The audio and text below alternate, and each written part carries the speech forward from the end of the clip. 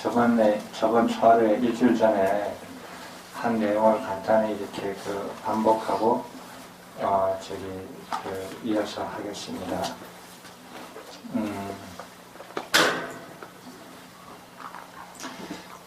부처님 가르침을 이렇게 바르게 이해를 해야 되는 부분이 지금 우리가 이제 와 있어요. 근데 이거를 안 하고 막바로 이렇게 4년 초에 선정소행에 들어가면 시작을 못 해요. 아무리 그렇게 가르쳐준 대로 이렇게 앉아서 선정을 하라 그래도 바른 이해를 바탕으로 몇 가지를 이해를 못하고 시작하면 아무리 앉아도 노력하려고 해도 되지가 않아요. 그래서 그게 몇 가지가 바르게 이렇게 이해를 해야 되거든요.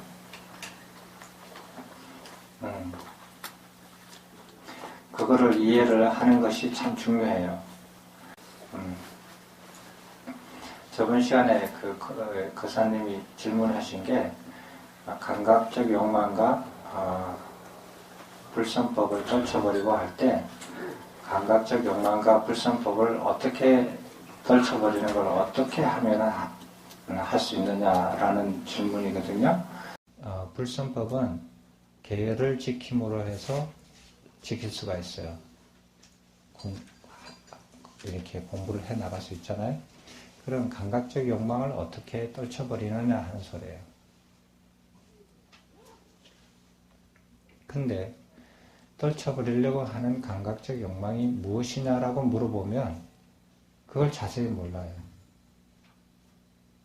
그러니까 못 떨쳐버리는 거예요. 떨쳐버리는 것을 모르는데 어떻게 떨쳐버려요? 감각적 욕망이 뭐예요?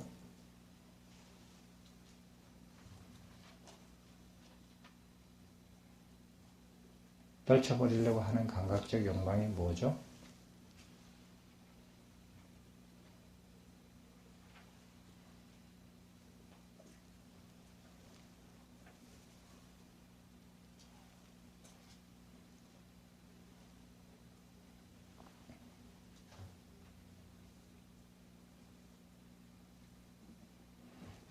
이렇게 대답을 해주고 빨리 지나가면 좋겠지만은 그렇게 하면은 다음에 또 물어보면 또 몰라요.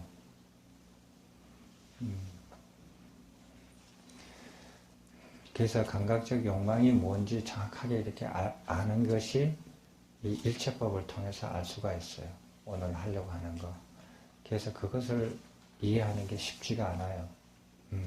그래서 이렇게 마음을 잘 모아가지고 잘 집중해서 생각을 깊이 하면서 들으셔야 돼요. 저번에 얘기했듯이 우리가 부처님 가르침을 이해하는 것은 좀 어렵지만 사견을 이해하는 것은 좀 쉬워요. 비교적. 그래서 사견을 이해를 바탕으로 해서 부처님 가르침을 이렇게 비춰보는 것은 이렇게 접근하기가 쉽고 이해하기가 쉬워요. 저번에 얘기를 드렸는 게 일체의 본질이 뭐냐 이거예요. 이 우주와 우주 안에 있는 모든 것들의 본질이 무엇이냐, 인간을 포함해서 그 본질이 뭐냐,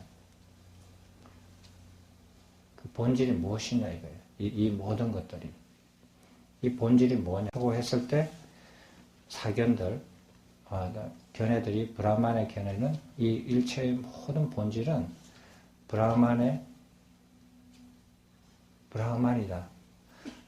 최고신, 우주신이 창조한 거다. 신이 창조한 거다. 이렇게 말을 해요. 이렇게 말을 하는데 이것을 전변설이라고 그랬죠. 지금은 어휘가 별로 안 맞지만 불교에서는 전변설이라 이렇게 주장하는 사견을 전변설이라고 그래요. 브라흐만이 전변해서 모든 것을 다 이루었다. 창조를 했다. 이렇게 보는 거예요. 근데 그 브라흐만이 이렇게 일체를 창조하는데 그 이론들이 조금씩 시대를 바뀌어가면서 조금씩 발전을 해요. 지금 기독교에서 보는 바이블에도 이 이론들이 다 나와 있어요. 예를 들어서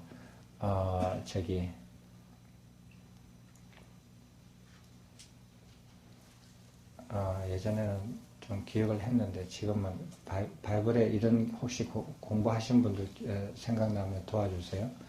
바이블에 보면 그 창조신이 모든 것을 창조를 할 때 목수가 혹은 옹기쟁이가 옹기를 빚듯이 목수가 모든 이렇게 가구를 만들듯이 그런 식으로 창조를 한다 라고 하는 표현으로 되어 있는 바이블 기절을 기억하세요? 못해요? 그럼 어머니가 자기 자식을 놓는 것처럼 그렇게 창조를 한다 하는 게 해당되는 바이블 기절은 기억해요? 그런 거는 나의 형상에 의해서, 나의 모습에 의해서 모든 것을 만든다, 인간을 만든다 이렇게 표현하는 게 있을 거예요. 근데 그게 이제 발달돼 가지고 브라흐만이 이렇게 있는데 그 브라흐만의 부분이 떨어져 나가지고 일체를 다 만든다 라고 하는 거예요. 그래서 그 안에 들어가는 거예요. 일체 안에 브라흐만이 부분적으로 다 들어가 있는 거예요. 그렇게 발전을 해요. 그게 전변설입니다. 그리고 육사외도에서 공부를 할 때 육사외도에서 일체의 본질은 어떻게 받느냐 하는 것을 우리가 적치설이라고 대변을 해서 설명을 했죠. 적치설이라는 것은 영원하고 불변하고 생기지도 않고 없을 수도 없는 그런 요소, 그런 기본 알갱이로 의해서 이 일체가 모든 것이 다 이루어졌다 이렇게 보는 거예요. 그래서 그러한 요소가 4개다, 7개다, 12개다 이렇게 해서 이렇게 여러 가지 외도들의 이렇게 그 설명들이 있죠. 그렇게 이제 그 요소설로서 그 일체의 본질을 설명하는 것을 적치설이라고 그런다 그랬죠. 자, 그럼 본질은 알았어요. 본질은 알았지만은 그러면은 일체의 본질을 알았지만은 일체의 현상은 어떻게 설명하느냐 이거예요. 그건 다른 문제잖아요. 그죠? 다른 문제인데 본질은 이렇게 돼 있는데 그러면 그 현상들 눈이 오고 춥고 사람이 태어나고 죽고 물건들이 부서지고 생기고 하는 이런 모든 현상들은 어떻게 설명하느냐?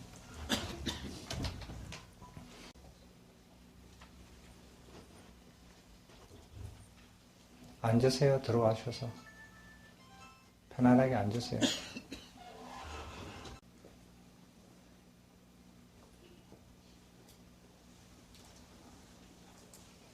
그러면 일체의 본질을 이해를 했으면 그 일체가 이런 모든 현상들을 일으키는 것을 설명을 해야 돼요. 그게 이제 두 번째 이제 그 일이에요. 그래서 전변설에서는 그러니까 창조신이 모든 것을 창조했다라고 주장하는 사람들은 이 모든 일체, 우주에 있는 모든 일체의 현상들을 어떻게 설명하냐면 창조신의 뜻이다. 창조신이 만들어 놓은 법칙에 의해서 모든 것이 운영이 된다. 이렇게 이해를 해요. 그래서 사람이 죽고 태어나고 고통을 받고 괴로움을 받고 즐거움을 받는 것이 다 창조신의 뜻이고, 그래서 여러분들도 잘 알다시피 뉴턴 같은 경우는 만율력 법칙을 발견한 뉴턴 같은 경우는 만율력 법칙을 자기가 관찰해서 이렇게 발견을 했지만 어떤 확신을 가지고 발견을 했느냐 하면 신의 법칙을 자연 속에서 발견하고 증명하기 위해서 발견한 거예요. 유명한 신학자예요, 그 당시에. 그래서 이 우주 안에, 자연 안에 신의 법칙이 있을 거라고 확신을 했어요. 그 법칙을 찾아낸 거예요. 일부러. 그런 확신으로서 이렇게 그 연구를 하고 관찰을 하면서 발견을 한 거예요.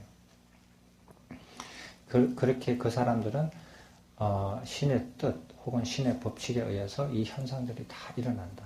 이 현상들을 잘 관찰을 하면 신의 뜻을 알 수 있고 신의 법칙을 알 수 있다는 거예요. 그렇게 생각을 합니다. 그거를 존 우론이라고 했죠. 불교에서는 존 우론, 그렇게 설명하는 현상을 설명하는 것을 존 우론이에요. 그러면은 여기 적치설에서는 어떻게 설명했느냐? 적치설에서는 저기 이 요소들이 이합집산을 해서 이 모든 현상들을 다 이렇게 일으키는데 그 현상들 요소들이 이합집산을 하는 거 모이고 흩어지고 이렇게 유지되고 없어 이렇게 하는 이런 것들이 어떻게 일어나느냐 하면 어떤 법칙에 의해서 혹은 어떤 숙명에 의해서 법칙에 의해서 일어난다고 주장하는 사람이 요소가 12가지로 되어 있는 5번째 외도 스승은 그렇게 설명했어요. 그게 숙명론이에요. 어떤 법칙에 의해서 요소들이 이합집산을 한다. 이렇게 생각을 하면 이 사람은 인간이 아무리 노력을 해도 수행을 열심히 해도 깨달을 수 없다. 인간이 깨닫고 발전하는 것은 숙명에 의해서 되는 거지 인간이 노력해서 되는 거 아니다. 이렇게 보는 거예요. 그런 건 부질없다고 생각해요. 그냥 숙명에 맞춰서 살 뿐이라는 거예요. 그게 숙명론이에요. 그러면은 우연하게 숙명론에 반대해서 우연히 이런 것들이 모였다가 흩어졌다가 하는 이 일체의 모든 현상들은 우연뿐이다. 그런데 신경 쓰지 마라 이거예요. 그렇게 생각하는 것이 우연론이에요. 우연론은 제 육사외도에서 첫 번째 외도 스승인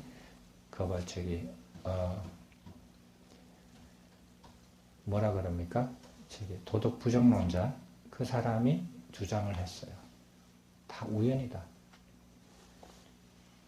이렇게 설명한 거예요. 그러면 육사외도 중에서 여섯 번째 육실제론을 한 사람은 이런 모든 이론들을 브라만에 있는 사견들과 육사외도를 다섯 가지 모든 이론들을 다 취합해가지고 만든 것이 자인화교예요. 자인화교는 오실제신의를 주장을 하는데 이때까지 나온 것들을 다 취합을 해서 하는데 그 사람들이 한 것 중에서 장점이 뭐냐 하면은 그렇게 취합을 해가지고 무엇을 설명했냐면은 인과를 설명했어요. 인과를 설명하고 윤회를 설명하고 열반을 설명했어요. 그러니까 적치설과 전변설 그 다음에 존우론, 우연론, 결정론 이런 것들이 그 당시에 이미 있는 사상 중에서 윤회론이랄지 그 다음에 수행을 해서 중생이 열반에 도달하는 것, 깨달을 수 있다라는 것, 그 다음에 인과론 이런 것들을 설명을 잘 못했어요. 근데 자인화교는 그걸로 설명을 했어요. 물론 완전하지는 않아요. 엄밀하게 보면은 그러나 시도를 했고 어느 정도 먹혔어요. 그래서 자인화교는 인도에서 없어진 적이 없이 생겨서 꾸준하게 지금까지 존재해 왔어요. 그래서 그걸로 설명을 시도를 한 거예요.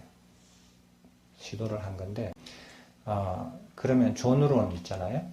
존우론은 우연론에 속해요? 숙명론에 속해요? 어디에 속해요? 예? 숙명론에 속하는 손 들어보세요. 우연론에 속한다는 손 들어봐요. 손 안 든 사람은 뭐예요? 모른다라는 거예요? 존우론은 그럼 우연론에 속합니까? 숙명론에 속합니까? 교회 다니시는 분들이 자기 운명이 결정됐다고 봐요? 아니면은 우연에 의해서 형성된다고 봐요? 예? 결정됐다고 봐요? 그럼 교회 왜 다녀요? 교회 다니든 안 되든 결정됐으면 교회 안 다니면 되지. 그 생각이 잘 생각하셔야 돼요. 존으로는 신의 뜻에 의해서 결정이 되는 거지 이미 결정된 거 아니에요. 신이 하지 마라 하는 것은 안 해야 되고 하라는 것은 열심히 하면 좋아질 수도 있고 하라는 거 안 하고 하지 말라는 거 하면은 나빠질 수도 있어요. 그게 결정론이 아니에요. 신의 뜻에 의해서 좋아지기도 하고 나빠져요. 그래서 열심히 교회 다녀서 잘 보여야 돼요. 왜? 신의 뜻에 맞춰야 되니까. 그거는 우연론도 아니고 결정론도 아니에요. 맞죠? 이런 생각들이 있어요. 근데 요즘 가끔 보면은 이렇게 이걸 또 설명을 해드릴게요. 이랬는데, 존으로 전변설하고, 적치설의 공통점이 뭐냐 하면요. 일체의 본질, 이 세상의 본질이 무엇이냐. 나의 본질이 무엇이고, 이 물질 모든 것들의 본질이 무엇이냐 하는데, 이 사람은 이쪽에서는 신이 만든 거다. 모르는 신이 뭐냐? 신은 몰라요. 모르는 어떤 것이 만드는 거다. 라고 믿는 것이고, 이거는 우리가 볼 수 있고 만질 수 있는 요소들이 만든 것이다.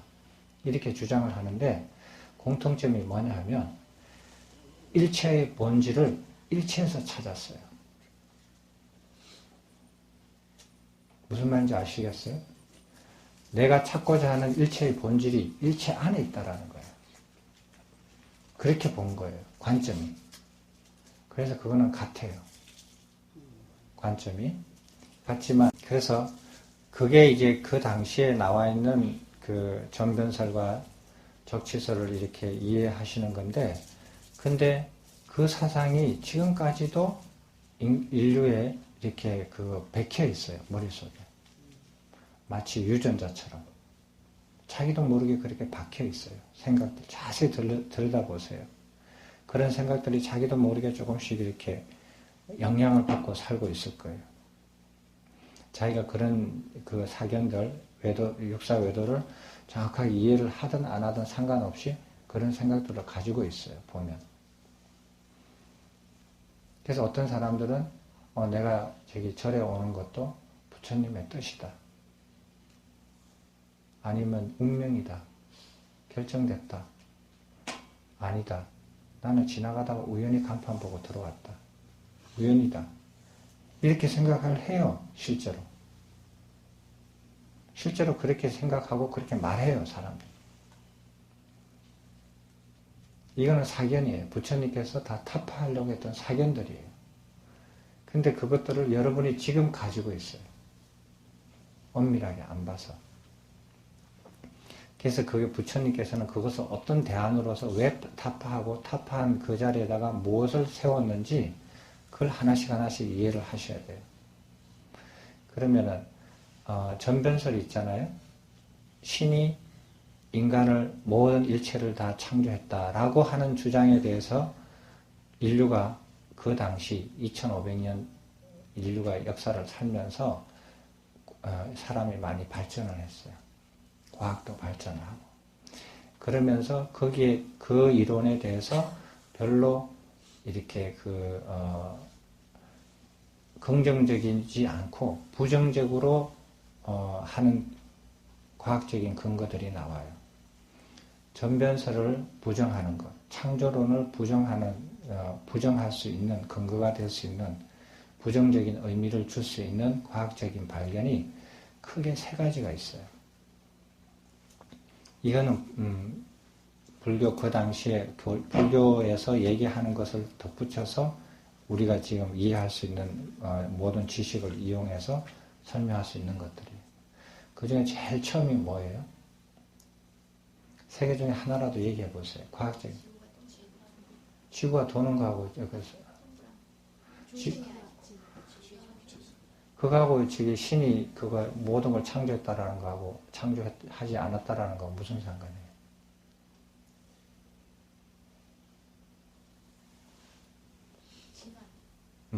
그래요. 진화론.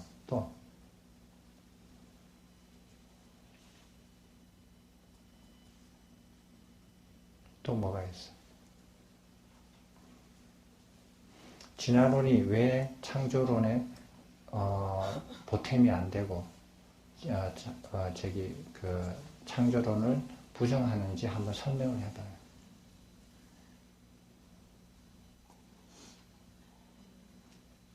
반인의 진화론, 우열 이렇게 요성을 진화론.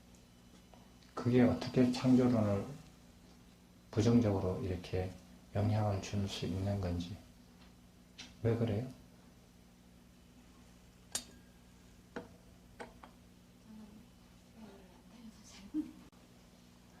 창조론이 왜 진화론을 반대를 하는 입장에 서죠? 그런 소리는 들어보셨죠? 그런 소리는 들어보셨어요? 주장은? 그럼 왜 그렇게 되느냐? 그러니까 여러분들은 어떤 사상에 대해서 그 사상이 옳든 그러든 그 사상에 흠뻑 젖어보지를 못해서 그래요. 전변설을 얘기할 때는 내가 모든 생각이 전변설에 확 젖어들어야 돼요. 그러니까 모든 세포들이 다 전변설에 의해서 딱 이렇게 흠뻑 젖어 있을 때 그 각도로 볼 수가 있거든요. 전변설이라는 건 뭐냐면 신이 모든 것을 창조한다라는 거예요. 부모가 애를 놓죠. 그죠? 없던 생명이 나오잖아요. 그죠? 그것도 신이 만든 거예요. 신이 창조한 거예요.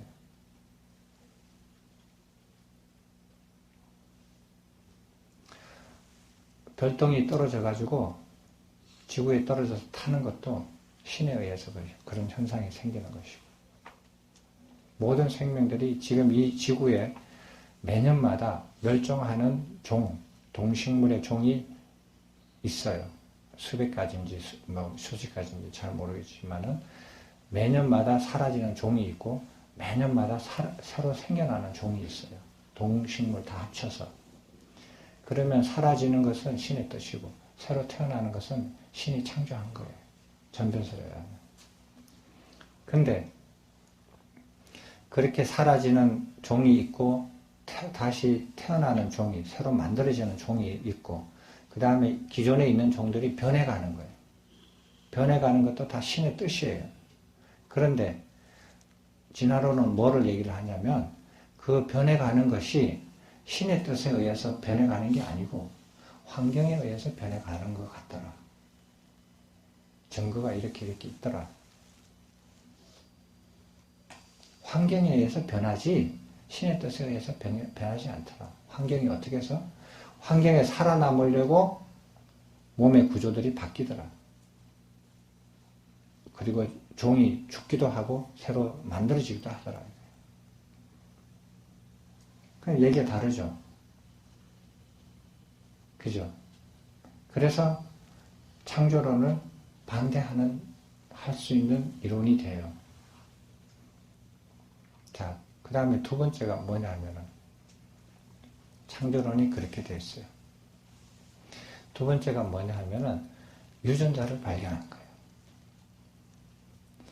유전자를 발견한 건데 그거는 상식적이거든요.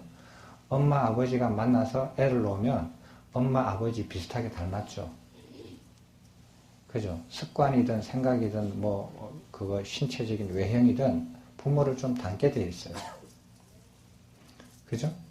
상식적으로 알고 있는데 그 상식적으로 아는 것을 증명한 것이 유전자예요.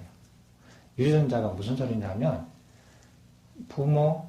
부모의 유전자가 있는데 그 유전자가 자식의 유전자로 자식의 몸으로 육체로 전달이 되어서 육체의 특징들을 결정짓는다라는 거예요.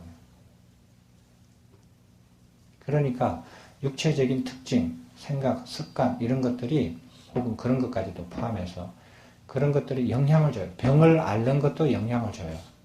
암을 앓는다, 어떤 특정한 병을 앓는다 하는 것도 부모로부터 유전자를 이어받아서 그 자식이 그런 병을 가지게 되고 술을 잘 먹는다, 안 먹는다 이런 것도 유전자를 받아요. 그런데 전변설에 의하면 자식을 놓는 것은 다 신의 뜻이고 신에 의해서 창조가 된 거지 부모에 의해서 간섭하면 안 돼요. 부모에 의해서 간섭받을 수가 없잖아요. 근데 부모에 의해서 유전자에 의해서 자식의 신체적인 특징이 결정되지 신이 창조한 거 아니다라는 거예요.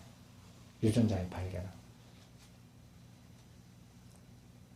신이 개입될 여지가 별로 없어졌어요. 그게 유전자의 발견이 그렇게 충격을 준 거예요. 서양에서. 근데 그거는 당연한 상식적인 것들을 발견한 거예요. 실제로 보면. 그 유전자를 발견한 거예요. 근데 이것까지만 해도, 이렇게, 완전하게 이렇게 전변설이, 창조론이 완전하게 파괴가 됐다. 타파가 됐다라고 볼 수 없어요. 내가 그렇다 쳐. 유전자 인정해. 그래도 전변설이 나는 옳다고 생각해. 그럼 어쩔 수 없어요. 그런데 세 번째 이거는 발견을 한 것은 창조론에 거의 직접적으로 100% 타격을 줘요. 그게 뭐냐 하면요. 뭐예요? 동물 복제예요.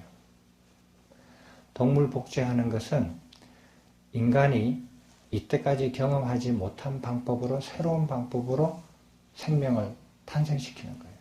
인간의 손에 의해서, 조작에 의해서. 신이 개입할 여지가 전혀 없어요. 포유류의 거의 모든 포유류를 다 인간이 조작할 수 있어요. 생명을 만들 수 있어요.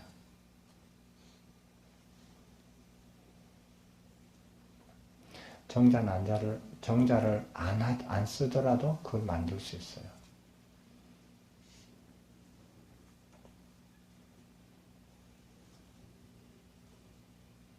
그렇잖아요. 봤잖아요, 여러분들. 개, 염소, 소, 원숭이, 고양이, 그런 거 다 만들었잖아요. 복제했잖아요. 복제한 것이 성공했다. 생물학적으로 완전히 성공했다라고 주장하려면 어떻게 돼야 되냐면, 복제한 동물들이 다시 교배를 해서 새끼를 놓으면 그거는 100% 성공이라고 봐요. 근데 만들어 놓고 다 죽여요. 어떤 이유든지 간에. 그래서 개들이 교배를 해서 새로운 새끼를 놓는 것까지 보면은 그건 100% 성공인데, 종교적인 이유든지 무슨 이유를 가지고 그것을, 그까지는 또 실험을 안 가는 사람들이 있어요. 만들어 놓고 병들어서 죽었다. 그냥 일찍 죽었다. 이렇게 해서 교배를 안 시키는 경우가 있어요. 교배를 시키는 경우도 있고. 그래서 만약 교배를 해서 새끼를 놓으면, 그 새끼가 건강하게 살면, 그러면 그거는 100% 성공이에요. 100% 성공이라고 볼 수 있거든요. 그렇게 되면은 창조론은 거의 상식적인 선에서, 상식적인 선을 받아들이는 사람들의 선에서는 그거는 타파됐다고 봐야 돼요. 창조론은 더 이상 설 곳이 없어요. 근데 이런 세 가지 과학적인 발견을 모르는 2500년 전에도 그것을 타파를 했어요. 창조론이 옳지 않다 하는 거였어요.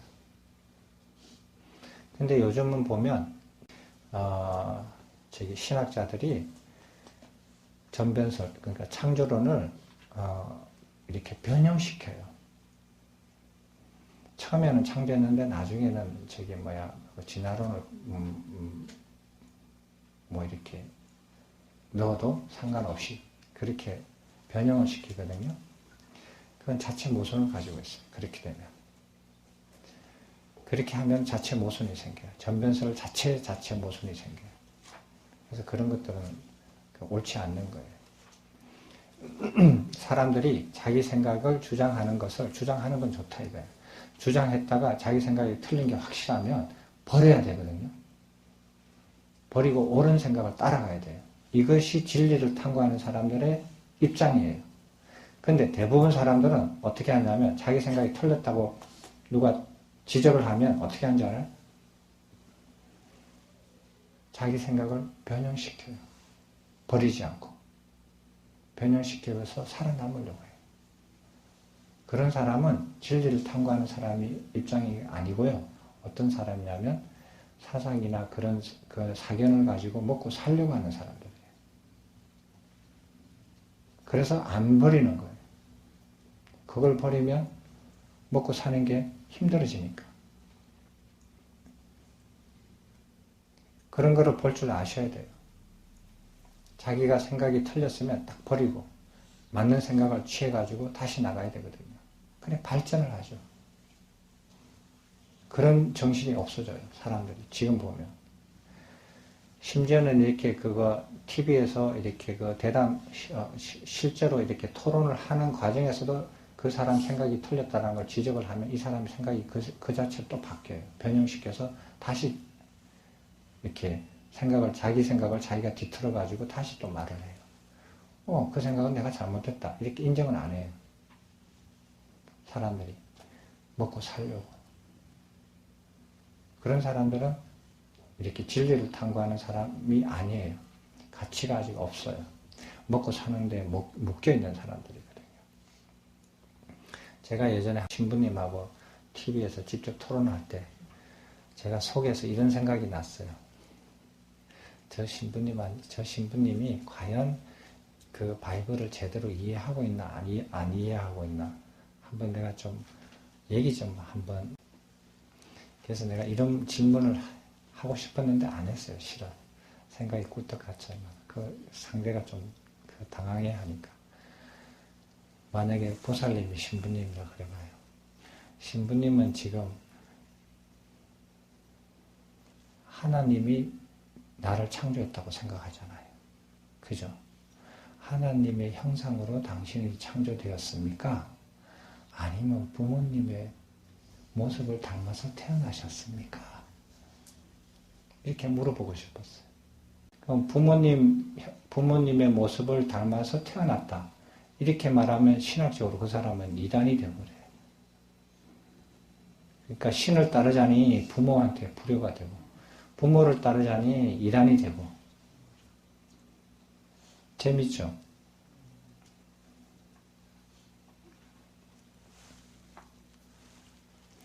그 자체 모순을 가지고 있어요. 그게 전변설입니다. 잘 아시고. 그리고 이제 적치설, 이렇게 요소로 되어 있다라는 거요. 이 우주에 있는 모든 본질은, 일체의 본질은 요소로 형성이 되어 있다. 요소가 모이고 흩어지고 이렇게 쌓이고 해서 생긴 것들이다. 근데 그 요소라는 것은 변하지 않고 부서지지 않고 더 이상 생기지도 않고 영원불멸한 거예요. 영원불멸한 거예요. 영원불멸한 몇 가지가 모여서 이 우주를 모든 것을 다 만들고 이렇게 파괴도 하고 변화도 시키고 이렇다 이거예요. 그러면 이 사상은 현재까지 과학에 많이 적용이 되어 있어요. 적용이 되어가지고 활용이 되어서 사람들이 이 자연을, 물질을 탐구하는데 기본 사상으로 쓰고 있어요. 근데 그거는 어디에서 단점이 있느냐 하면 코어까지 설명하는 데는 그 원자설이 잘 적용이 되고 맞지만 코어보다도 더 밑에 가는 더 하부 구조로 내려가면은 그 이론이 맞지 않다라는 것이 저번에 말씀드린 거예요. 코어까지는 알갱이처럼 되어 있어요. 요소처럼 되어 있거든요. 근데 코어보다 더 낮은 단계의 물질의 근본은 알갱이처럼 되어 있지 않고 줄처럼 되어 있다고 얘기를 했어요. 줄요. 그래서 그 하부 구조는 요소설이 적용이 안 돼요. 요소설이 어긋나요. 요소설의 근본적인 모순은 뭐냐면 이 우주에 있는 모든 일체를 몇 가지, 4가지, 7가지, 12가지 몇 가지의 요소로서 설명을 하려고 하지만 그 몇 가지 요소는 우주 안에 있는 모든 것을 설명하는 방법으로 설명할 수 없어요. 요소는 어떻게 만들어졌느냐 이렇게 할 때. 그게 모순이라는 거예요. 자체 모순이라는 거예요. 그래서 요소설이 있고, 그래서 요소설에서 주장하는 우연론, 현상을 설명할 때 우연론, 숙명론 이런 것들은 부처님께서 아주 안 좋은 외도의 사상이라고 사견이라고 타파를 많이 하셨어요. 존론하고 이 현상들을 세계를 저번 시간에 설명을 해드렸죠. 자, 부처님께서 그러면 타파를 하시고 대안을 내놓으신 게 뭐냐면 저번에 말씀드렸듯이 전변설과 적치설을 타파하고 대신 내놓은 게 뭐라 그랬어요? 일체법이라 그랬죠. 그리고 존론, 우연론, 숙명론 이것을 타파하시고 내놓으신 게 뭐라 그랬어요? 연기법. 이렇게 되어 있어요. 이 두 가지를 설명해야 돼요. 일체의 본질이 무엇입니까? 부처님한테 여쭈니까 그게 12입처다. 이게 일체법이에요. 이게 일체에 대한 가르침이라는 뜻이에요. 그리고 그 일체로 되어 있는 것들이 모든 현상들을 이렇게 이루어지는 것들이 뭘수로 되어 있느냐? 그게 연기법이에요. 그래서 일체법을 이해를 못하면 연기법을 이해를 못해요. 일체법을 이해를 하셔야 연기법도 이해가 돼요. 그래서 일체법을 이해를 하셔야 돼요. 자, 부처님께서 그 외도들이 여쭈었어요. 뻔히 알죠. 모든 일체가 신에 의해서 창조됐다라고 믿는 사람이 와서 물어봐요. 일체의 본질은 무엇입니까? 무엇이라고 생각하십니까? 세존이시여. 이 사람은 외도가 브라만이에요. 브라만이면 일체의 본질은 브라만에 의해서 창조된 거니까 브라만이라고 생각하고 온 사람이 물어본단 말이에요. 그리고 이 사람은 외도에서 온 수행자들이에요. 외도에서 수행한 수행자가 부처님께 오셔가지고 와서 질문을 해요. 부처님이시여, 세존이시여, 일체의 본질은 무엇입니까? 이 사람들은 뭐라고 대답하냐면 요소라고 생각을 해요. 4요소, 7요소, 12요소, 5 실질심 이렇게 믿고 알고 배워서 온 사람들이 질문을 해요. 나는 이렇게 생각하는데 당신은 어떻게 생각합니까? 물어봐러 와요. 부처님께서 일체의 본질은 12입처다. 이렇게 대답을 하셨어요. 그게 무슨 뜻입니까? 왜 그렇습니까? 설명을 해 주십시오. 이거 설명을 해야 돼요. 12입처가 무엇입니까?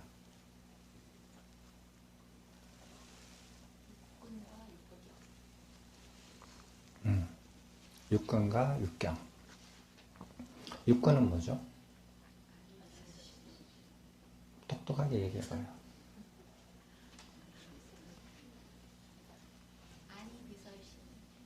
육경은?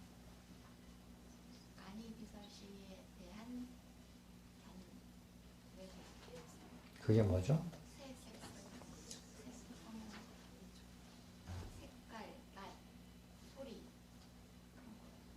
그런 거라고 하지 말고 6개를 분명하게 얘기하세요. 부처님 가르침을 그런 거라고 대답하면 안 돼요. 자, 그걸 뭐라 그래요? 아니 비설신에 해당되는 거를 뭐라 그래요?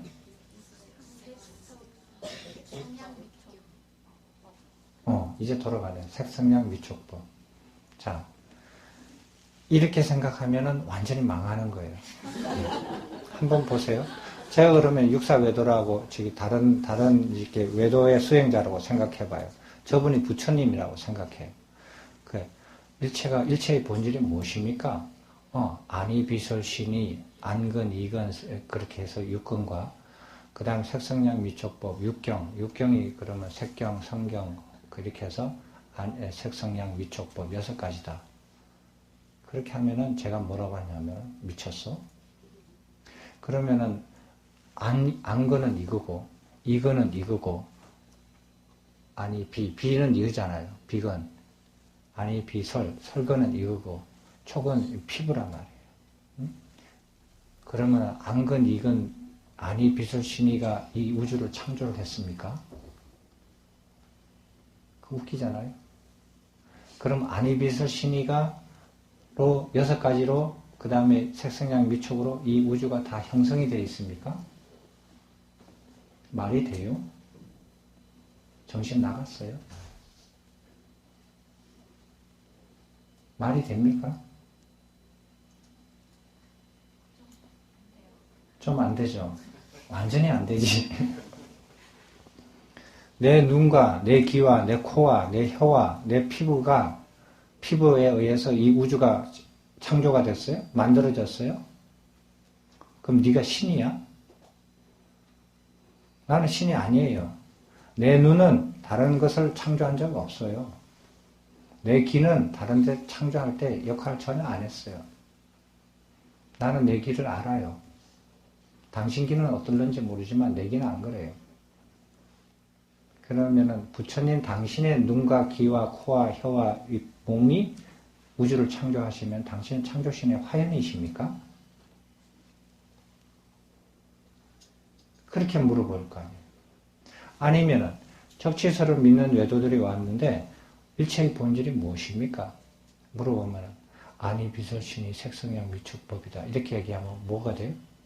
그러면 당신의 눈과 귀와 코로서 이 우주가 다 형성이 됐다는 말이요? 난 도저히 못 믿겠어. 당신의 몸이 죽어서 없어지면 이 우주도 없어져요? 어떻게 이게 당신 눈과 귀로 돼 있어요, 이게? 말이 되는 소리를 해야지.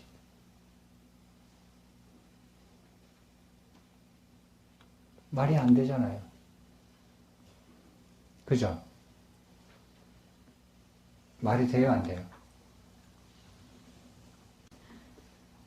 안 돼요? 안 되죠? 그럼 자기가 이해한 게 잘못됐거나 부처님께서 대답하신 게 잘못된 거나 둘 중에 하나예요. 그죠? 이렇게 공부를 해 나가셔야 돼요. 내가 이해하고 책을 읽었는데 이것이 과연 말이 되느냐 안 되느냐는 거예요. 부처님께서 설명하신 게 틀리지 않았다면 반드시 내가 지금 이해하고 있는 것이 잘못됐다라고 아셔야 돼요. 말이 안 되니까.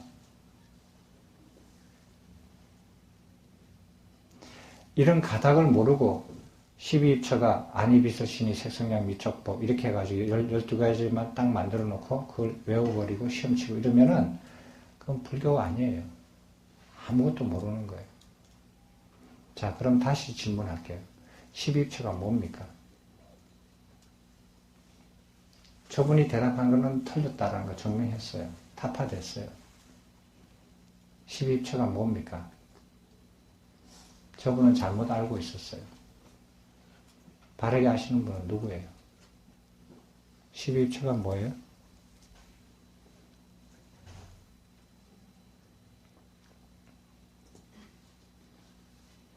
여러분 모르는 거 탓 안 해요. 우리 다 같이 모여서 배우자고 하는 일인데 이렇게 질문하는 것은 생각을 해보라는 뜻이에요. 이게 쉽지가 않아요. 그래서 부처님께서도 처음에 정각을 이루시고 난 다음에 가르치려고 머뭇 하신 거예요. 제가 해보니까 골 때려요. 이해하려면. 굉장히 골 때리게 생각 안 하면 이해 못해요. 이걸 이해 못하면 그 다음 단계 절대로 못 나갑니다. 일체의 본질을 모르고 일체의 본질에 대한 현상을 이해를 못하고 무슨 수행을 해요? 수행 못해요. 참선 못 들어갑니다.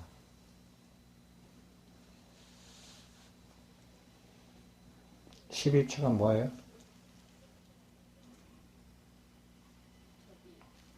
아까 보살님 말씀하신 거 저도 그렇게 공부를 했는데 지금까지는 그렇게 공부를 해왔는데 며칠 사이에 제가 잠깐 본 책은 아까 스님께서 육사외도는 일체법에서 일체를 찾았다고 말씀을 하셨잖아요. 근데 부처님은 일체가 아닌 자기 자신에게서 찾았다고 그렇게 되어 있는 책을 제가 봤어요. 그러니까 육사외도가 밖에서 찾았다 그러면 부처님께서는 그 밖을 인식하는 내 자신에게서 찾았다고 그런 식의 책을 봤는데 그건 제가 지금까지 본 책하고는 좀 달라서 오늘 스님께서는 어떻게 가르쳐 주시려나 저는 그렇게 생각하고 왔어요. 내가 인식하고 있는 내 자신이 가지고 있는 그 관점에서 12입처가 뭡니까? 대답해 보세요. 근데 그걸 좀 봤는데 이해를 잘 못하겠더라고요. 이해를 못하는 게 아니라 생각을 안 해봤겠지. 목숨 걸고 안 해봤잖아. 잠 자고 왔죠. 그럼 생각 안 해봤잖아. 모르는 걸 모르고 어떻게 잠이 와요? 생각 전혀 안 해봤잖아요.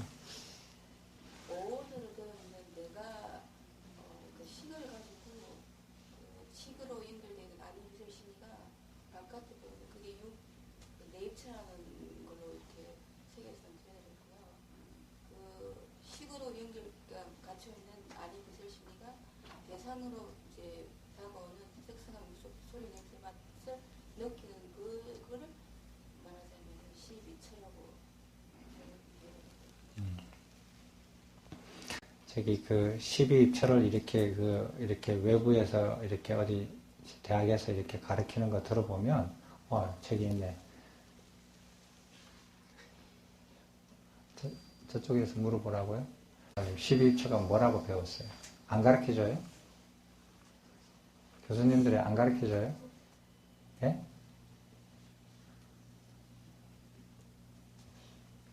저번 시간에 보고 제가 공부 좀 해오라 그랬잖아요. 공부 좀 해오신 분 계셔요?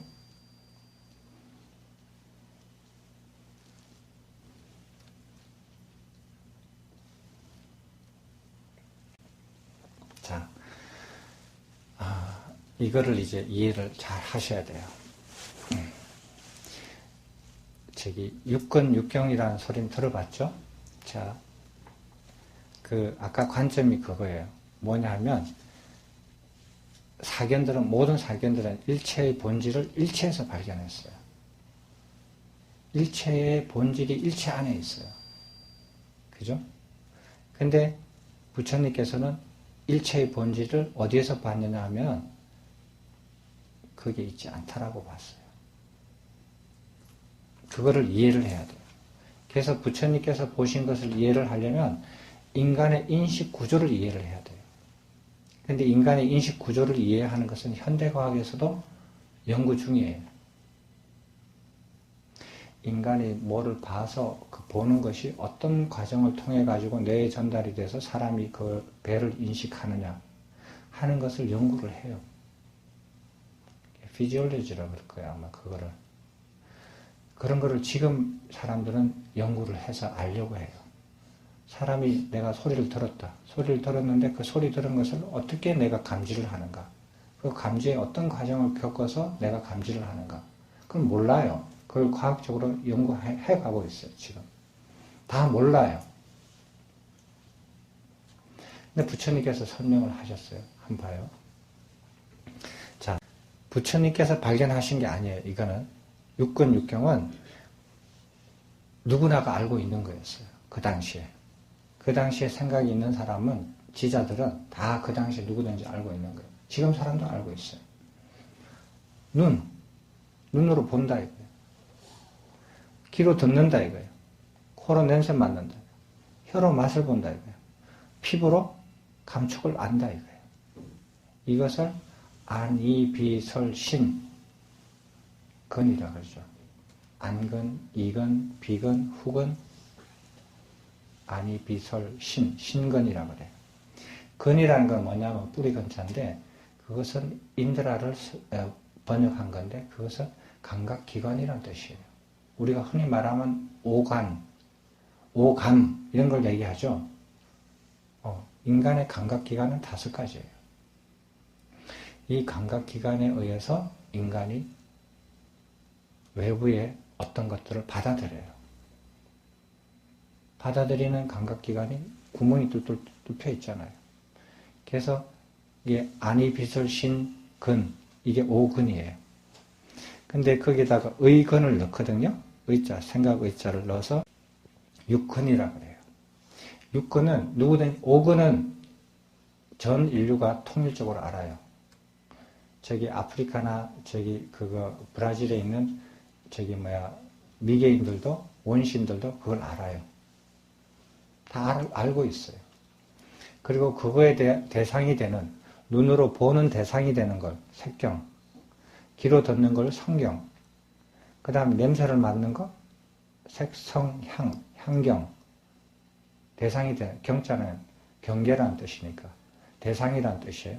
향경. 그 다음에 입으로 맛을 아는 것은 미경. 그 다음에 피부로 촉경. 피부로 감각으로 아는 것을 촉경. 이렇게 해서 그 대상을 색성량 미촉을 아니 빛을 신 근으로 받아들이는 거예요. 그걸 알아요. 부처님 이전에도 알았어요. 부처님께서 그 이전에도 다 안 사실로서 사견을 타파한 거 아니에요. 자, 이거를 설명을 해보면 일단은 우리가 지금은 세상이 많이 알아졌으니까 우리가 이거를 이해를 해야 돼요. 여러분들은 아니 빛을 신의 색성량 미촉법 이래가지고 그냥 외워요. 외우는데 우리가 자세히 이해를 해야 돼요. 엄밀하게 이해를 해야 돼요. 자, 눈으로 우리가 무엇을 본다고 하잖아요. 그죠? 여러분이 저를 보고 저는 여러분을 보죠. 그죠? 보는데 여러분들도 그렇고 저도 그렇고 보면서 뭐라고 생각하냐면 저 사람이 동시에 있다라고 생각을 해요. 내가 지금 저 사람의 모습을 본다라고 생각해요. 내가 지금 이 컵을 본다라고 생각을 해요. 한번 봅시다. 이 컵을 사람이 보는 것은요, 빛의 입자가 이 컵에 반사해서, 난반사를 해서 눈에 들어와서 각막을 때리면 이 컵이 있다라는 것을 감지하는 시초예요. 그 과정의 시초가 그래요.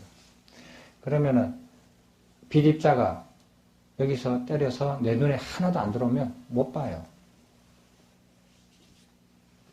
저기 눈 안 보이는 사람, 그런 사람처럼 입자를 못 받아들여요. 그럼 몰라요. 받아들이는데 이 각막이, 눈 안에 있는 각막이 색깔을 모르고 흑백으로만 받아들이는 짐승들도 있어요. 명암으로만 받아들이는 사람이 있어요. 생명들이 있어요. 인간은 명암뿐만 아니라 색깔까지도 같이 받아들여요. 그래서 색깔을 봐요. 명암뿐만 아니라. 근데 이 빛이 속도가 유한하죠. 무한하죠. 모르죠. 뭐 유한해요? 무한해요? 몰라요. 예? 유한해요. 유한하다는 뜻은 뭐라냐면 무슨 뜻이냐면 빛이 달려가는 게 일정하다는 거예요. 일정한데 그 빛이 유한해요. 유한하다라는 뜻은 무엇이냐면 거리에 따라서 걸리는 시간이 다르다라는 거예요. 요 정도 길이, 30cm 길이, 한 자의 길이가 빛이 한 자의 길이를 통과하는 시간이 얼마예요? 여러분들은 관심이 없으니까 들어도 잘 모르실 거예요. 그걸 나노세칸이라고 그래요. 나노라는 말 들어보셨죠? 나노 테크놀로지라는 말 들어보셨죠? 그죠? 그래서 빛이 30cm, 한 자 정도를 통과하는데 걸리는 시간을 나노세칸이라고 그래요. 나노라는 말을 여러분들이 많이 들어보죠. 이것은 빛이 감각할 수 있는 정도의 정밀한 그거가 이렇게 세상이라는 뜻이에요. 그러니까 빛이 지금 보면 여기서 컵에서 내 눈에 들어오는 것은 1나노세칸, 1나노세칸이 걸렸는데 만약에 저 보살님한테서 오는 거라면은 이거의 2배 내지 3배가 걸려요. 그죠? 내 손을 내가 바라보죠? 손을 바라볼 때 이 빛이 내 손끝에서 내 눈에 들어오는 시간이, 걸리는 시간이 있죠. 근데 내 발가락에서 오는 빛이 내 눈에 들어오는 시간이 그 2배로 걸려요. 맞죠? 맞잖아요. 그러면 내 손보다 발가락을 나는 동시에 본다라고 생각해요. 그죠? 동시에 보지만은 발가락은 손가락보다 2배의 과거 전의 모습을 봐요. 맞아요? 왜? 빛이 유한하니까. 옛날에는 빛이 무한한 줄 알았어요. 옛날에 몇백 년 전만 하더라도. 그래서 이런 생각들이 사람들이 모르게, 자기도 모르게 세뇌가 되어 있어요. 보면 다 동시에 보는 줄 알아요. 근데 절대로 동시에 못 봐요. 빛이 유한하기 때문에. 앞에 있는 사람들이 제가 보죠?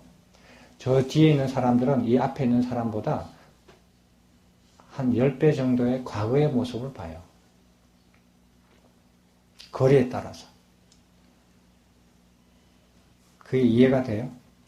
내 몸도 여러분은 내 몸을 딱 보면은 손가락, 발가락 내가 지금 동시에 내 몸을 본다, 내 몸을 느낀다 이래 생각을 해요. 근데 발가락은 손가락의 두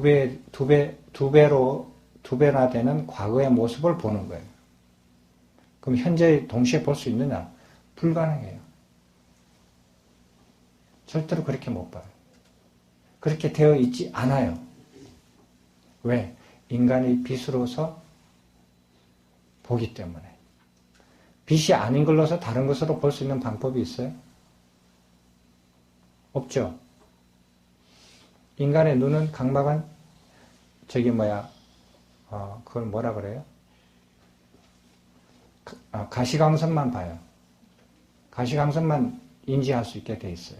가시광선이니까 빛으로만 우리가 눈으로 볼 수 있는 빛을 가시광선이라고 그러잖아요. 가시광선만 인지할 수 있게 돼 있어요. 그 방법 위에는 없습니다. 자, 소리도 마찬가지예요. 소리도 있잖아요. 소리의 속도가, 음파 속도가 유한해요, 무한해요? 유한하죠. 속도가 어떻게 돼요? 아시는 분? 예, 맞습니다. 340m/s. 정확하게 그 1기압에서는 340m를 날아가요. 그러면은 무슨 소리냐면 340m 바깥에 있는 것이 소리가 딱 폭발을 했다. 340m 바깥에 있어서 어떤 폭탄이 폭발을 했다. 그러면 나는 폭발했을 때의 소리를 절대로 못 들어요. 폭발하고 나서 1초 후에 들어요. 그래서 내가 듣고 고개를 돌리면 이미 폭탄은 터지고 사람이 쓰러져 있는 모습만 보지 폭탄 터뜨리는 그 순간을 절대로 못 들어요. 그죠? 여러분이 제 소리를 듣잖아요. 그러면 여기 있는 분은 저쪽 끝에 있는 분보다 한 5배나 먼저 들어요. 소리를. 저 뒤에 분은 나중에 소리를 들어요. 근데 그 차이가 너무 미묘하니까 사람들은 그걸 분간을 못해요. 앞사람이나 뒷사람이나 동시에 듣는 줄 알아요. 절대로 동시에 안 들어요.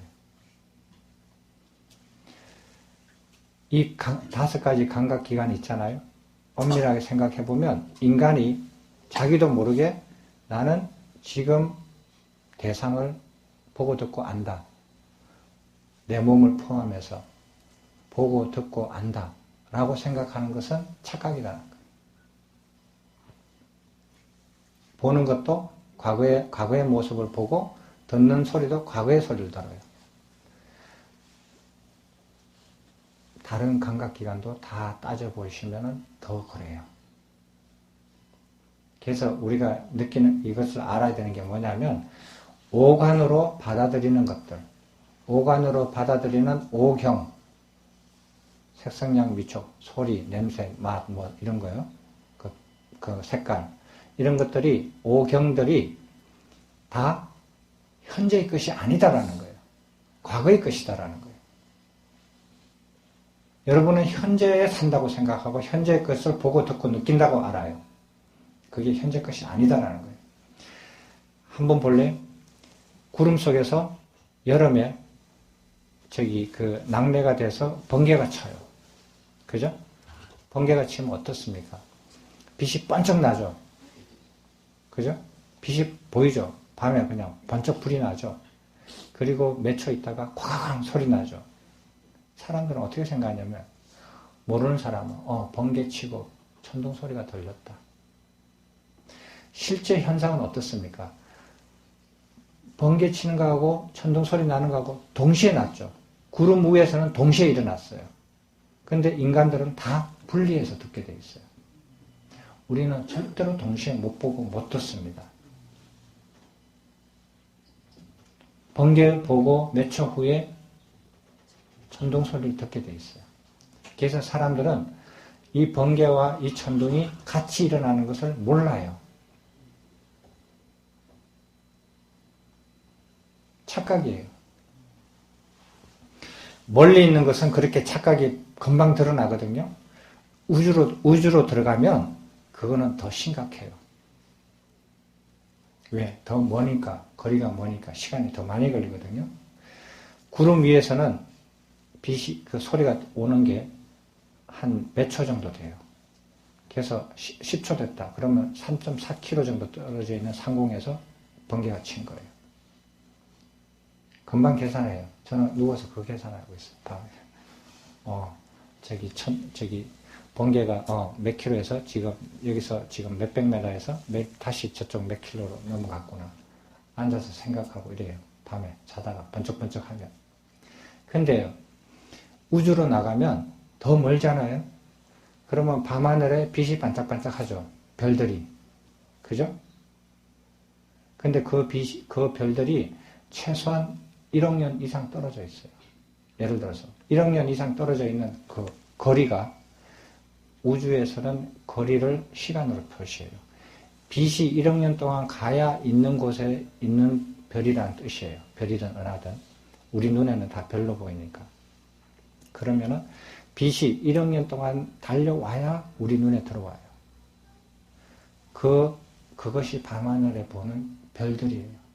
그러면 1억 년, 우리가 보는 밤하늘에 보는 별은 1억 년 전에 그 별에서 발사된 빛이에요. 그 빛이 지금 내 눈에 들어와서 내가 그 별을 보는 거예요. 질문. 그 별은 1억 년 전에 발사된 빛이 내 눈에 들어와서 내가 그 별을 봤는데 지금 그 별은 있습니까? 없습니까? 예? 없죠? 왜요? 1억 년 전에 떨어져 버렸어요. 어딜 떨어져요? 누가 따갔어요?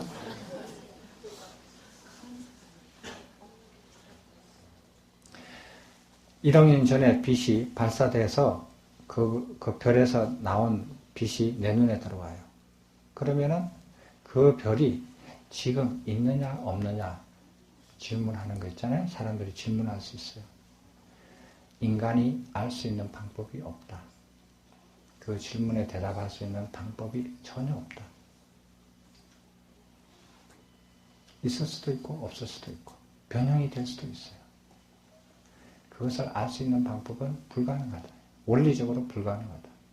그럼 우리가 보고 저 별을 봤다. 거짓말이에요. 착각이에요. 별의 그림자를 봤을 뿐이에요. 별의 1억 년 전에 별에서 나온 빛을 봤을 뿐이지 그 별을 본 적은 절대로 없다. 태양이 신년에 보면 저기 동해에 가가지고 혹은 높은 산에 가서 그거 새 처음에 해가 뜨는 걸 보려고 사람들이 나가죠.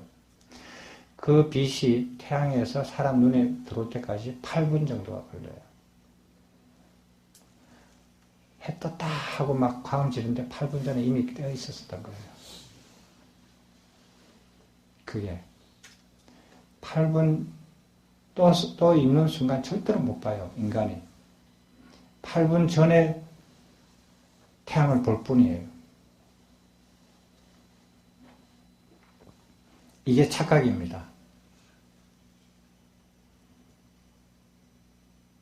가까이 있는 것들은 우리 일상 중에 가까이 있는 것들은 그 오차가 너무 작아서 인간의 감각기관으로 구별해내기가 어려워요. 그렇지만 조금만 시간이 더 이렇게 거리가 먼 것들은 너무너무 이상한 것들이에요. 우리가 보고 느끼고 듣고 하는 것들은 전부 다 착각들이에요. 이해가 되셨습니까? 이게 육근육경으로 배우는 첫 번째 착각이에요. 네이처가 뭐냐냐 하면 12입처는요. 부처님께서 발견하신 거예요. 그 이전에 없었던 거예요. 그거 12입처까지 할까요? 12입처까지 하고 팥죽 먹읍시다. 12입처라는 거는 뭐냐 하면은 아니, 비설, 신의 입처, 내입처 6가지와 색성향, 미촉, 법, 외입처 해서 6가지예요. 12가지를 12입처라고 그래요. 입처는 뭐냐 하면은 입으로도 번역을 하기도 하고 처로도 번역을 하기도 하고 입처라고 번역을 하기도 하는데 아냐따나를 번역한 말이에요. 그 뜻은 뭐냐 하면은 도달해서 머무는 영역, 장소 이런 뜻이에요. 인드라는 감각기관, 신의 영역 이런 뜻을 가지고 있어요. 원래 어휘가 달라요. 근을 설명한 것은 인드라고 입철을 설명한 것은 아나따나예요. 단어가 다르다니까요. 그런데 사람들은 보면 육근, 육경을 12입처로 이해를 하는 사람들이 태반이에요. 어휘가 다른데도 불구하고 귀찮다 이거예요. 어휘 뜻도 알아보지도 않고 귀찮다, 생각이 귀찮다. 이것이 이거겠지. 그리고 그냥 묵살시키고 가버려요. 아나따나 뜻은 도달해서 머무는 영역, 머무는 장소. 이거예요. 자, 한번 보세요. 빛이 저기 배가 있어요. 배에서 빛이 탁 부딪혀가지고 내 눈에 들어와요. 내 눈에 각막에 딱 부딪혀요.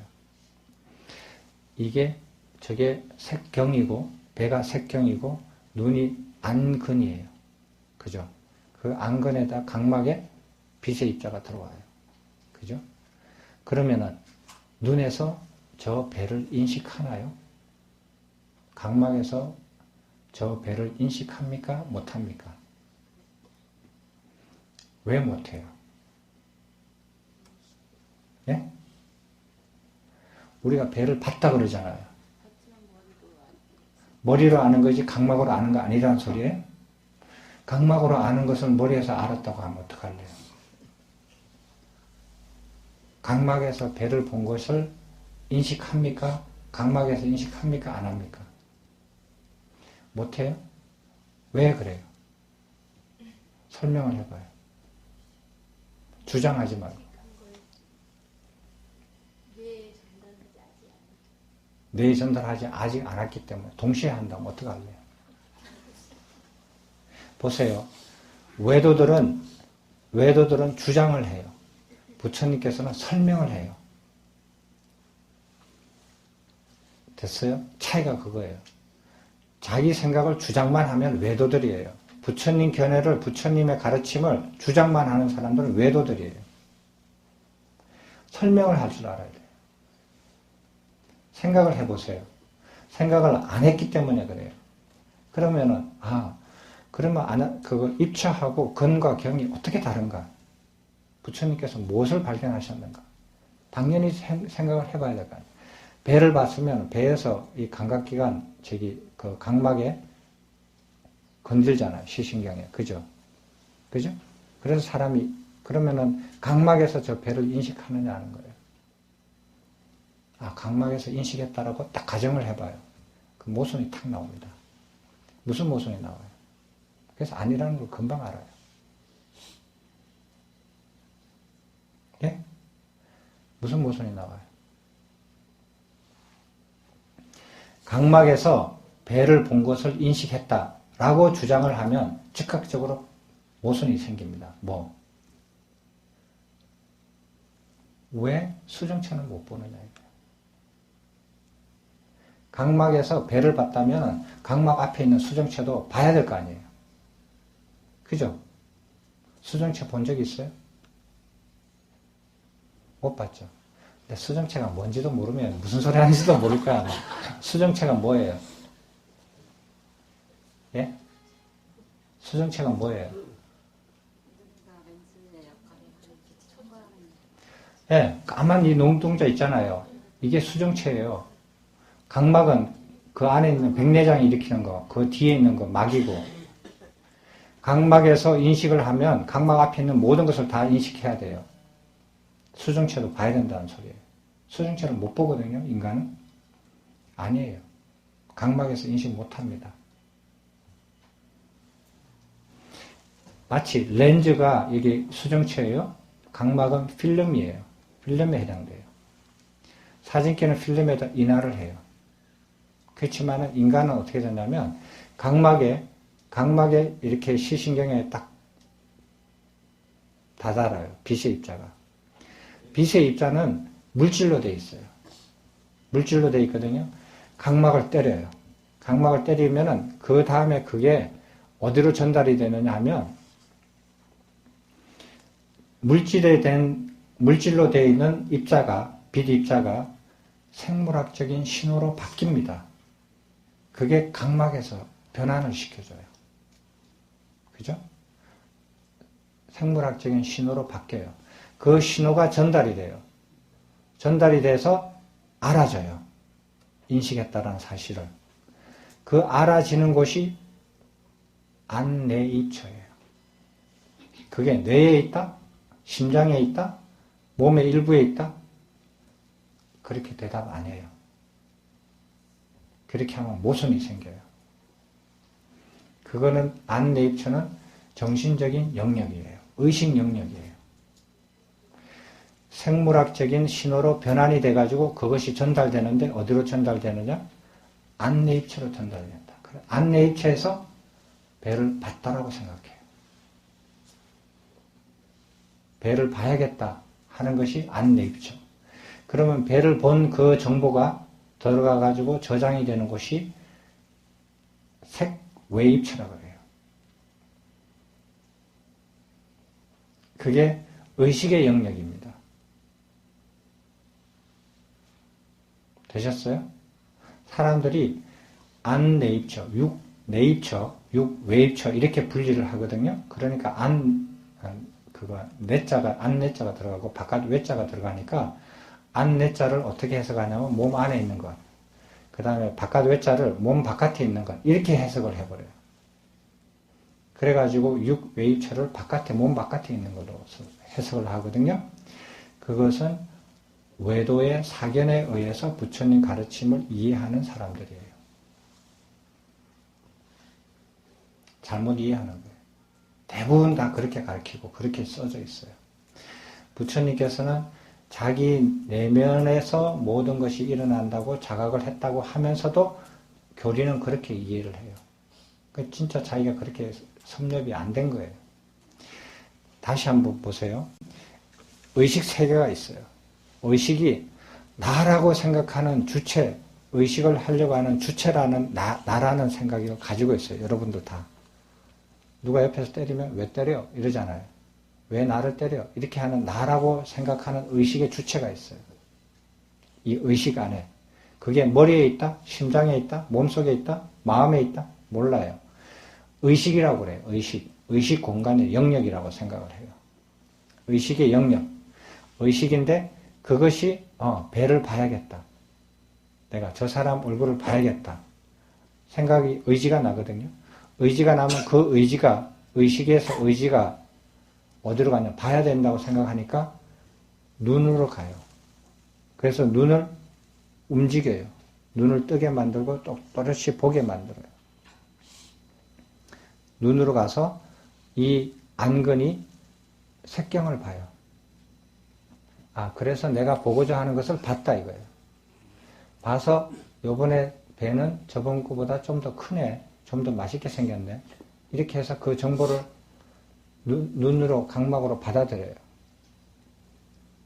물질로 되는 입자를. 그리고 이렇게, 여기 시신경에서 그게 생물학적인 신호로 바뀌어요. 바뀌어가지고, 어떻게 전달되느냐 하면, 색경에 해당되는 그 정보는 의식에 어디에 전달되냐면은 색 외입처에 전달이 돼요. 거기서 저장이 돼요. 그리고 내가 보려고 했죠. 보려고 한 의지 있잖아요. 그래서 내가 봤다라는 인식을 하죠. 어떻게 봤다? 분별해서 봤다라는 거예요. 제가 배를 봤다. 그래서 내가 보고자 하는 것을 봤다라고 생각하는 그 정보는 안내입처에 전달이 돼요. 안내입처에 봄으로써 그게 인식이 돼요. 그러면 인식의 공간에서는 안과 밖이 구별이 없거든요. 대상을 따라서 이게 저장되는 정보가 어디에서 오느냐에 따라서 이것을 내입처, 외입처로 나눈 거예요. 자, 그러면 어떤 문제가 생기느냐 한번 보세요. 사람이 기본적으로요, 5관을 가지고 있어요. 색성양, 미촉, 근, 5근으로 모든 것을 받아들이죠. 그죠? 그죠? 그 다음에 의건이라고 그러죠. 의건으로 해서 의건의 대상은 법이라고 그러죠. 법경이라고 그러죠. 법이 뭡니까?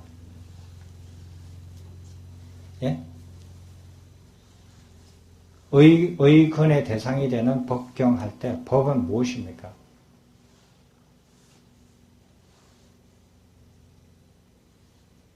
그것도 몰라요? 입이 있으면 말 좀 해보세요. 법이 뭡니까?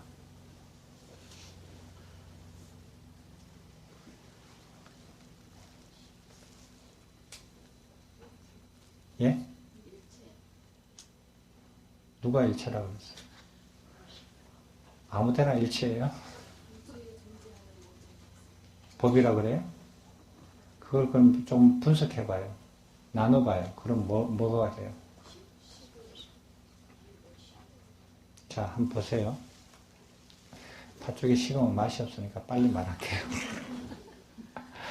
법을, 단어의 뜻을 보면 아마 그거 이해하기 어려울 거예요. 복잡하게 되어 있어요.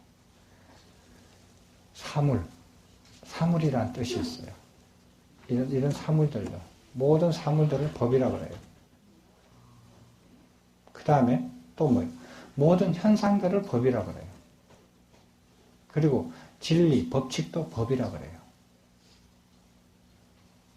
뭐가 필이 오는 거 없어요? 법이라는 것은 인간이 대상으로 삼을 수 있는 모든 것이에요. 사물, 현상, 진리, 그 위에 뭐가 있어요? 됐죠? 그러면은 이 컵을 한번 봅시다. 인간은 원리적으로, 원칙적으로 이 컵의 색성, 향, 미촉만 받아들이게 되어 있어요. 그죠? 색성, 향, 미촉, 이 컵의 색, 이 컵의 소리, 이 컵의 맛, 이 컵의 향기, 이 컵의 감촉, 이것만 받아들이게 됐어요. 이 컵의 색성, 향, 미촉을 합치면 이 컵이 됩니까? 돼요, 안 돼요?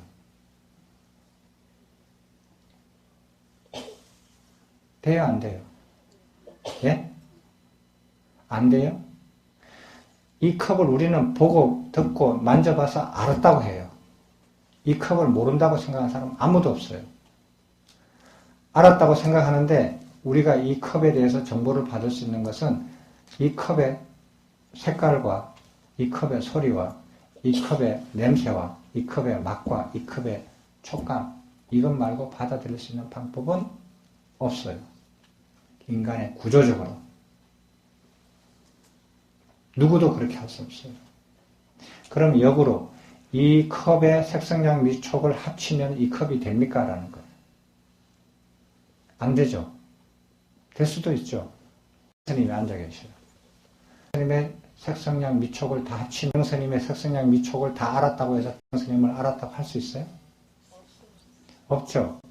근데 여러분들은 받아들일 수 있는 것은 색성량 미촉 이외에는 없어요. 없는데 다 안다고 해요. 보세요. 색성량 미촉, 아니, 비설신 돼 있어요. 아니, 비설신 이 5가지 그 오관이 오경을 받아들여요. 받아들이는데 이 5가지 받아들인 것을 의건에서 종합하고 조작을 해요. 조작을 해가지고 그것을 인식을 해요. 조작해서 어떻게 되냐? 이것이 대형스님이야 라고 딱 자기가 결정해요. 그래서 나는 대형스님을 알았어, 봤어, 알아. 이렇게 얘기해요. 난 이 컵을 알아. 그죠? 이 컵을 인간이 이 컵 자체를 본 적이 있어요? 안 적이 있어요? 들은 적이 있어요? 어떻게 알 수 있어요? 알 재간이 없어요. 이 컵의 색성량 미촉을 합쳐가지고 자기가 의건해서 조작을 해서 이게 이 컵이야 라고 단정 지은 것뿐이 없어요. 이것이 저 사람이야 이것이 저 현상이야. 이것이 저 진리야. 이렇게 주장한 것 뿐이다고요. 그게 의건에서 조작한 거예요. 자, 진리의 색성량 미촉을 다 합치면 그 진리가 돼요? 안 되죠. 안 될 수도 있죠. 그런데 색성량 미촉 이외에는 인간이 받아들일 수 있는 것은 아무것도 없어요. 의건이 법경을 직접 받아들일 수 있는 어떠한 시스템도 없어요. 없죠. 없는데 의건에서 생각으로 나는 저 사물을 안다. 나는 저 현상을 안다. 저 진리를 안다. 이렇게 생각을 해요. 본 적이 없는데, 안 적이 없는데, 이 전체를 볼 수가 없는데, 이게 착각이에요.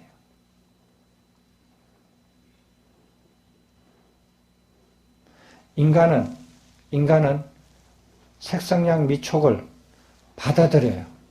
색성량 미촉 이외에 어떤 것도 받아들일 수 없어요. 알 수가 없어요. 그죠? 그래서 근도 딱 5가지로 되어 있어요. 이 받아들이는 걸 가지고 자기 생각으로, 의건으로 조작을 해요. 동시에 본 것도 아닌데도 동시에 봤다고 생각을 하고. 아까 전에 착각을 일으켰다 그러죠? 그죠? 우린 동시에 봤다고 생각하잖아요. 동시에 봤다고 생각하고. 그런 착각에 의해서 착각인지도 모르고 그런 착각을 바탕으로 해서 내가 저 사물을 봤다. 저 사물을 안다. 저 사물이다. 혹은 이 현상이다. 이것이 진리다. 라고 의건해서 종합하고 조작을 해요. 조작이 끝난 그것을 안다라고 생각해요. 그리고 그것이 저 바깥에 있다고 생각해요. 법경이 이 사물이 내가 조작을 해놓고 내 안에서 조작해놓고 이것이 이 컵이야 라고 생각을 해요.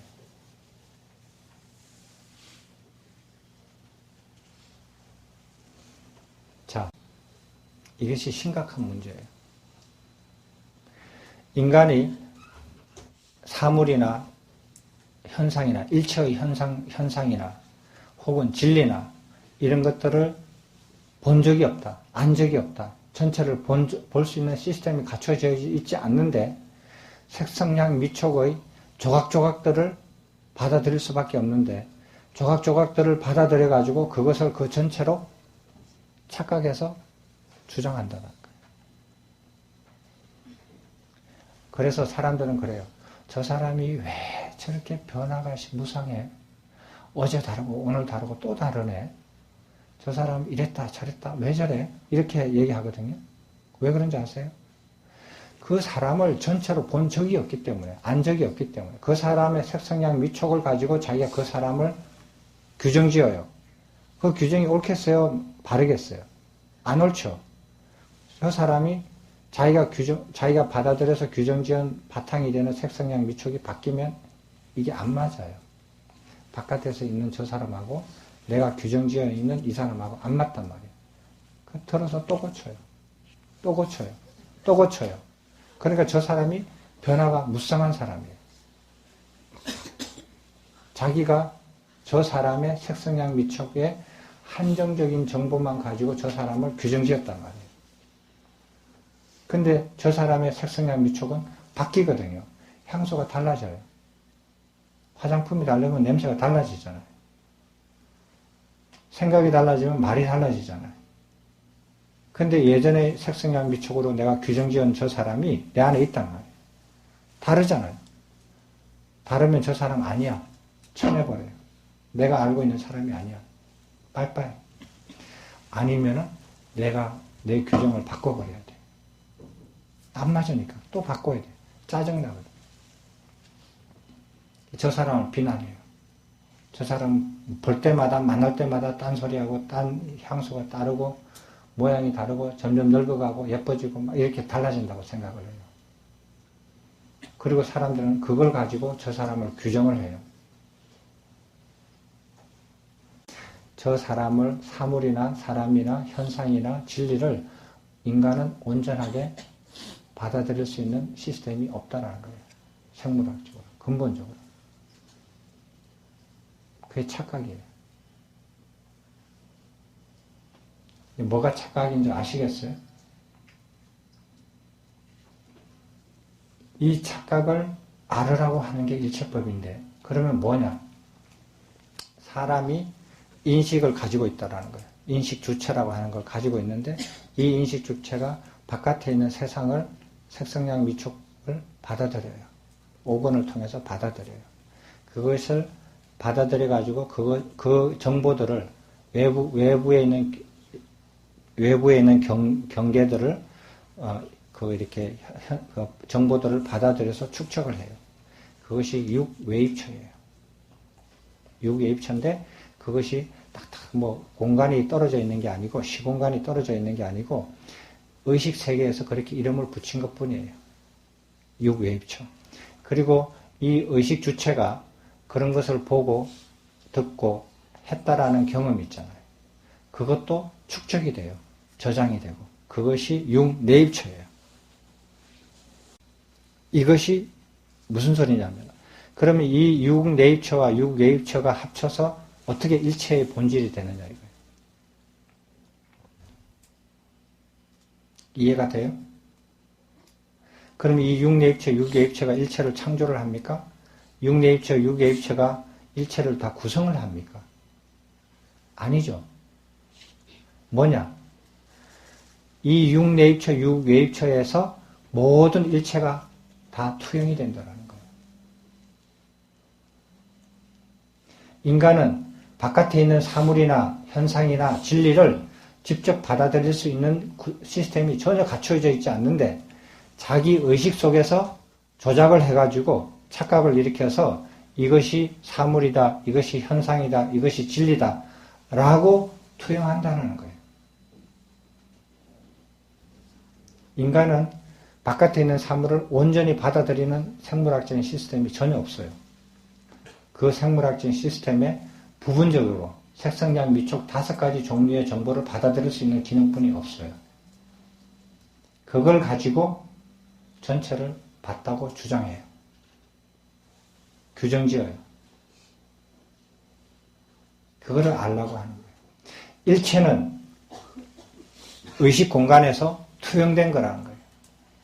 착각을 일으킨 거예요. 조작을 일으킨 거예요. 되셨어요? 아까 전에 동시에 안 한 건데도 다 동시에 했다라고 암암리에 자기들이 다 생각을 해요. 그 착각이라 그랬죠? 그거는 요즘 사람들 설명하면 다 알아요. 그리고 인간은 5가지 정보를 받아들일 수 있는 시스템들이 갇혀있지 않는데 5가지를 부분적으로 받아들여가지고 그것을 전체적으로 조작을 한다는 거예요. 조작을 해서 그걸 전체로 자기가 보고 안다라고 얘기해요. 이게 착각이라는 거예요. 이 컵이 여기에 있는 게 아니에요. 우리는 여기에 있다라고 알아요. 바깥에. 바깥에 있는 게 아니에요. 전부 다 의식 공간에서 투영된 거예요. 뭘로? 부분적인 5가지의 정보를 취합을 해서 내가 안에서 조작을 해서 일으켜서 착각과 조작을 통해서 그것을 규정지어요. 그런 규정에서 그걸 규정지어서 한 것을 우리가 일상생활에서 제일 빨리 알 수 있는 것이 사람들이에요. 사람들에서 자기가 나름대로 규정지었는데 그 사람이 자꾸 변하거든요. 내 규정이 털려버리는 거예요. 그래서 그걸 자꾸 맞춰야 돼요. 매일같이 맞춰야 돼요. 매일같이 고쳐야 돼요. 매일같이 5가지의 정보를 받아들여가지고 매일매일 바꿔요. 그걸 열심히 잘하는 사람이 있고 그게 짜증나서 싫다라는 사람이 있어요. 짜증나서 싫어서 상대방을 비난하는 사람들이 있고 자기가 상대방의 5가지 정보만 받아들여가지고 그 사람 전체를 규정지었다라는 사실은 잊어버리고요. 사람뿐만 아닙니다. 사물, 진리, 우주 자체예요. 자, 일체의 본질이 무엇입니까? 라는 질문이 어디서 생겼어요? 의식에서 생겼죠. 일체의 본질이 이것입니다, 저것입니다 라고 생각하는 것도 의식에서 일어났죠.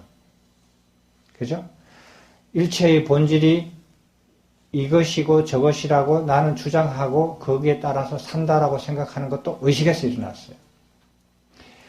의식을 통하지 않고 이 바깥에 있는 사물들을 인식할 수 있는 방법이 있습니까? 없어요. 인식하지 않는 사물, 인식하지 않는 진리, 인식하지 않는 현상이라는 것은 무슨 의미가 있어요? 아무 의미가 없어요.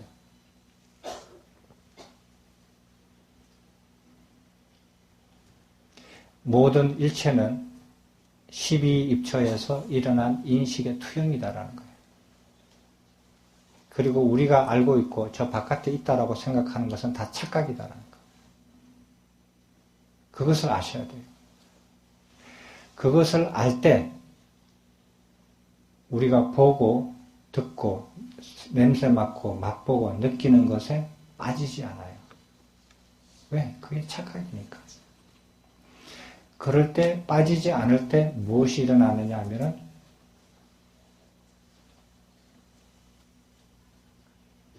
우리가 이때까지 보고 듣고 냄새 맡고 맛보고 느끼고 하는 것들에 대해서 혐오가 일어나요. 내가 착각이다, 속았다.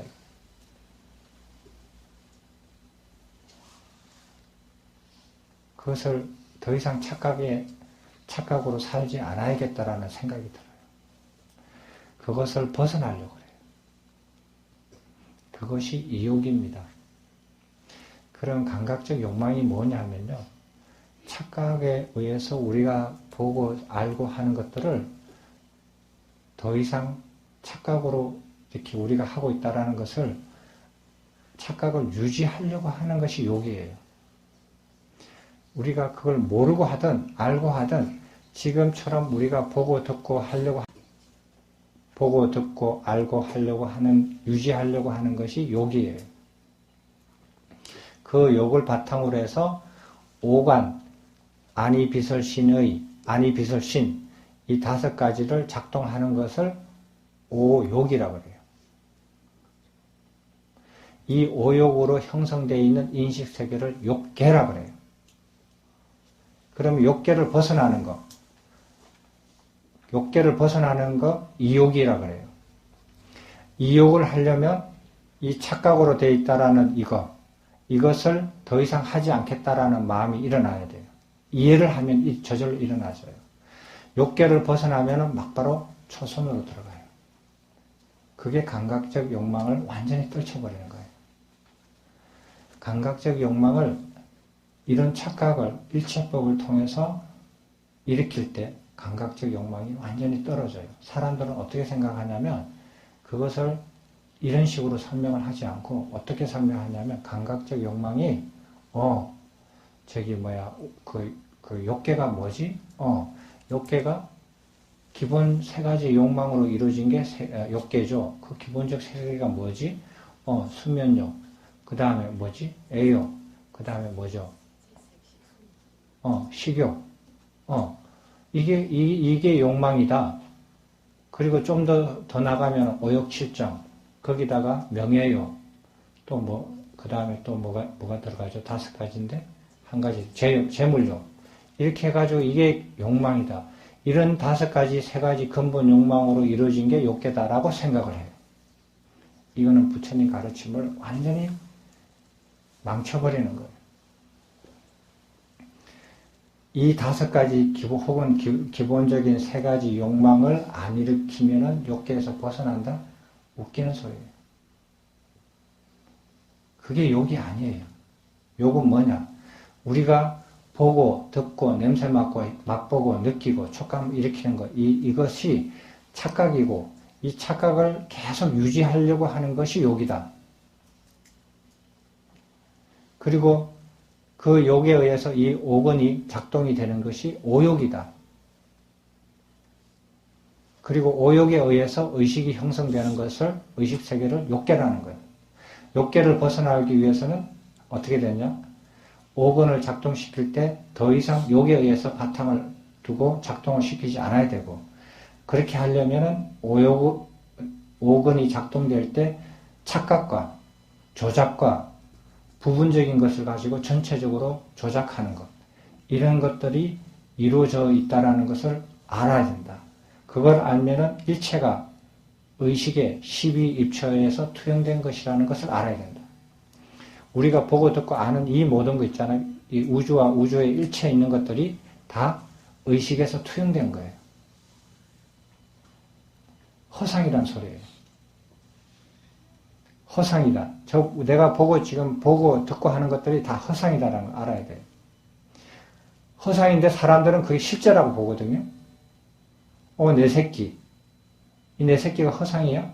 이렇게 생각 안 해요. 내 새끼가 실상이지. 그래서 돈도 주고 음식도 주고 해줄 거 다 해주잖아요. 그게 허상이라고 느끼는 순간 그렇게 안 해요. 그냥 보살펴 줄 뿐이지. 그게 허상인 걸 알아야 돼요. 그래서 허상이라고 하기도 하고 마야라고 하기도 하고 환이라고 그러기도 하고 신기루라고도 해요. 이 일체 보고 듣는 모든 것이 왜? 12입처에서 투영된 거기 때문에. 투영된 것이 실제로 있다고 봐요. 사람들은.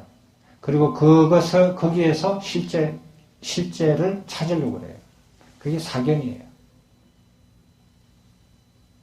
그래서 이 12입처는 마치 거울과 같아요. 거울과 같은데 그 거울에는 동그란 거울이라고 생각해요. 우주 이 바깥에 있는 모든 것이 다 투영이 되죠. 그죠?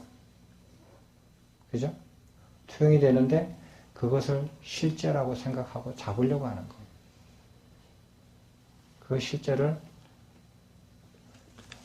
12입처의 의식세계에 투영된 게 실상이고 이 바깥에 투영된 거는 다 허상이거든요. 근데 허상을 실상으로 보고 잡으려고 하는 거예요. 그 안에서 본질을 찾으려고 하는 거예요. 그것을 타파시킨 거예요. 의식의 구조를 아는 거예요. 그게 12입처예요. 그걸 확실히 알면은 바깥에 있고 보고 듣고 하는 것에 절대로 집착하지 않아요. 그게 빠지지 않아요. 어디에 들어온다? 12입처에 들어가요. 더 이상 조작하지 않고 더 이상 착각하지 않으려고 해요. 이것이 이론이 아니고요. 지금 이 순간에도 여러분 몸을 통해서 일어나고 있는 일들이에요.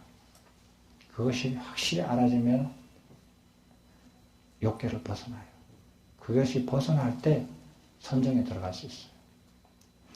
이것을 확실히 자기가 체감을 못하면 아무리 떠들어도 그 다음에는 못 들어가요. 왜냐하면요. 선정 수행을 한다. 내 몸이 실제가 있다고 생각하거든요. 내 몸이 실제로 있다고 생각해요. 그리고 이 의자도 있고 저 사람도 있고 다 실제로 있는 거라고 생각해서 아무리 선정 수행을 해도 못 들어가요. 바깥이 실제로 있기 때문에. 저 바깥에 있는 것이 착각이고 투영이다라고 생각을 하잖아요. 그러면 저절로 안으로 들어와요. 신수신법에서 안으로 들어와요. 바깥이 실제라고 생각하면 절대로 선정수행에 깊이 못 들어가요. 바르게 못 들어가요. 이걸 이해하셔야 돼요. 이것은 수행으로 알아지는 거 아니에요. 이해로 알아져요. 그래서 욕계를 벗어나는 것은 선정수행으로 벗어나지 않습니다. 바른 이해로서 벗어나줘요. 초선정을 뭐라고 그러죠? 초선정을 뭐라고 해요?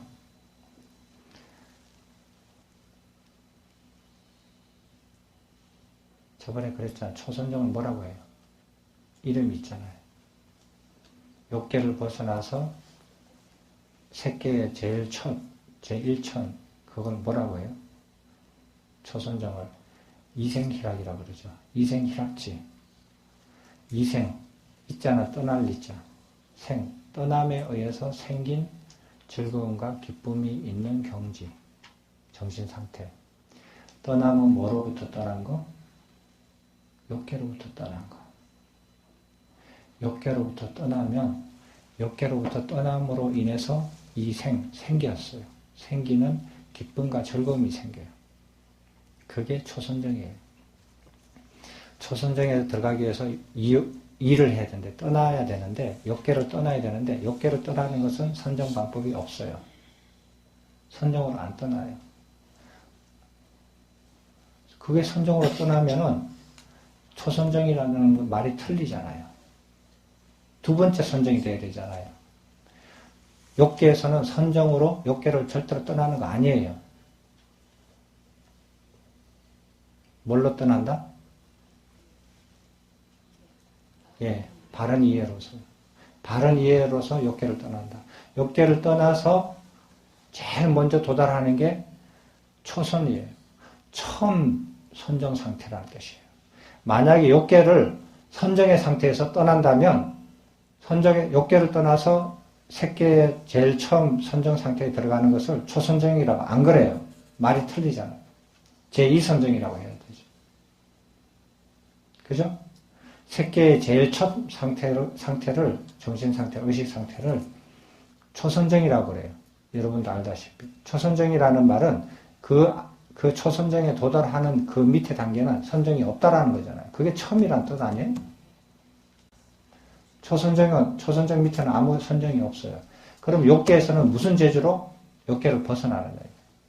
선정이 아니니까. 선정 수행이 아니니까. 이해 못하고 앉아있으면 허송세월 보내요. 그래서 이해를 하라는 거예요. 뭐를? 일체법을 이해를 해야 돼요.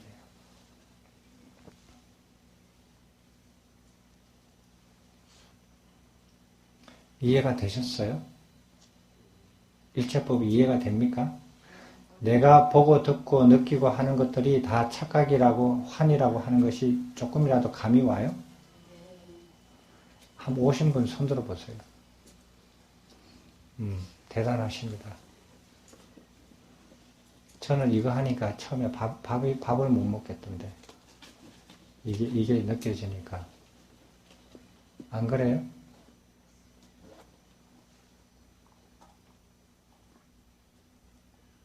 그걸 정밀하게 나중에 교재를 보면은 정밀하게 알아지는데요.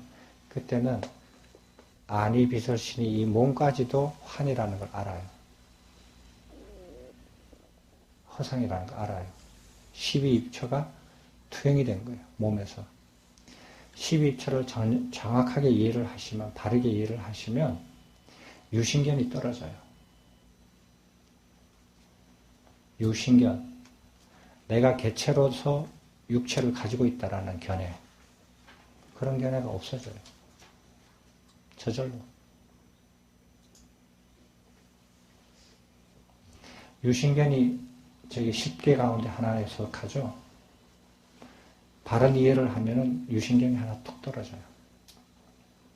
그래서 사람이 내 몸이 있다라고 생각하고 그런 말이나 언행을 하는 사람은 일체법을 아직 이해 못하고 있다는 거예요. 바르게 이해를 못하고 있다는 게 그 증거예요. 그래, 감각적 욕망이라는 뜻이 뭐냐면은 세 가지 욕망, 잠자고 먹고 애욕하고 그 다음에 명예욕이고 재물욕이고, 이것은 부처님의 가르침을 완전히 저질로 만드는 사람들이에요. 그런 거 아니에요. 그런 거 아무리 안 해봐도 욕계 못 벗어나요. 욕계를 벗어나는 것은 오욕을 벗어나는 건데, 오욕이라는 것은 지금 내가 보고 듣고 냄새 맡고 맛보고 느끼는 것, 지금까지 해왔던 이런 방식으로 계속 유지하려고 하는 것이 오욕이에요. 5가지 욕망이에요. 이게 착각에 의해서 이루어졌다라는 것. 그것을 이해하라고 하는 것이 일체법이에요.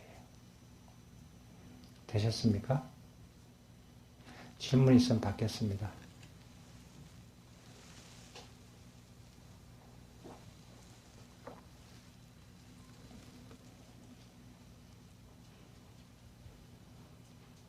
질문 없으세요? 일체의 본질이 12입처다. 이렇게 할 때, 그러면 일체의 본질이 12입처다. 12입처로서 일체를, 우주의 모든 것이 12입처가 창조한다? 말이 안 되죠? 그 말이 틀리죠? 12입처로서 일체가 형성되어 있다, 구성되어 있다. 이렇게 말하는 것도 틀리죠? 일체가 어떻게 돼서 일체의 본질이 12입처다? 어떻게 되어 있어요? 일체는 12입체에서 착각되고 조작된 것 뿐이다. 그게 12일체의 본질이라는 거. 그 착각과 조작을 걷어내버리라는 게 부처님의 가르침이에요. 그러면은 착각이 없어지고 조작이 없어진 상태로 보고 듣고 할 수 있느냐? 그걸 하라고 하는 거예요. 그렇게. 초선정에 들어가면 색관색이라고 그래요. 색을 색으로 보는 거예요. 색을 있는 그대로 보는 거예요. 그 욕계에서는 색을 색으로 보느냐? 안 그래요. 색을 색으로 못 봐요. 색을 욕으로 봐요. 여러분들 옆에 있는 사람들을 그 사람 자체로서 이해하고 받아들이고 눈으로 보고 듣고 하는 사람이 있어요? 다 자기 욕심으로 봐요. 욕심으로 옆에 사람을 판단해요. 보고 듣는 것조차도요. 스님 젊었을 때 나이가 들수록 차츰 오욕이 떨어져요. 오욕이 차차 없어져가지고 거의 오욕이 없어져가는 같은 그런 느낌이 나는데 그 수행하고 뭐 관계가 있나요? 좀 더 이렇게 거기서 오욕이라는 것은 그거 감각적 오욕이 아니고 보고 듣고 하는 게 아니고 저기 먹고 자고 수면욕, 애욕, 그 다음에 재물욕, 그 명예욕 이걸 말씀하시는 거 아니에요? 오욕 실정의 오욕을 말씀하시는 거죠? 그죠? 예. 그거는 부처님 교리하고는 전혀 다른 거예요. 그냥 오욕이 무슨 뜻인지 모르니까 5가지 욕망을 끌어들여서 거기서 맞춰버린 거예요. 후제에.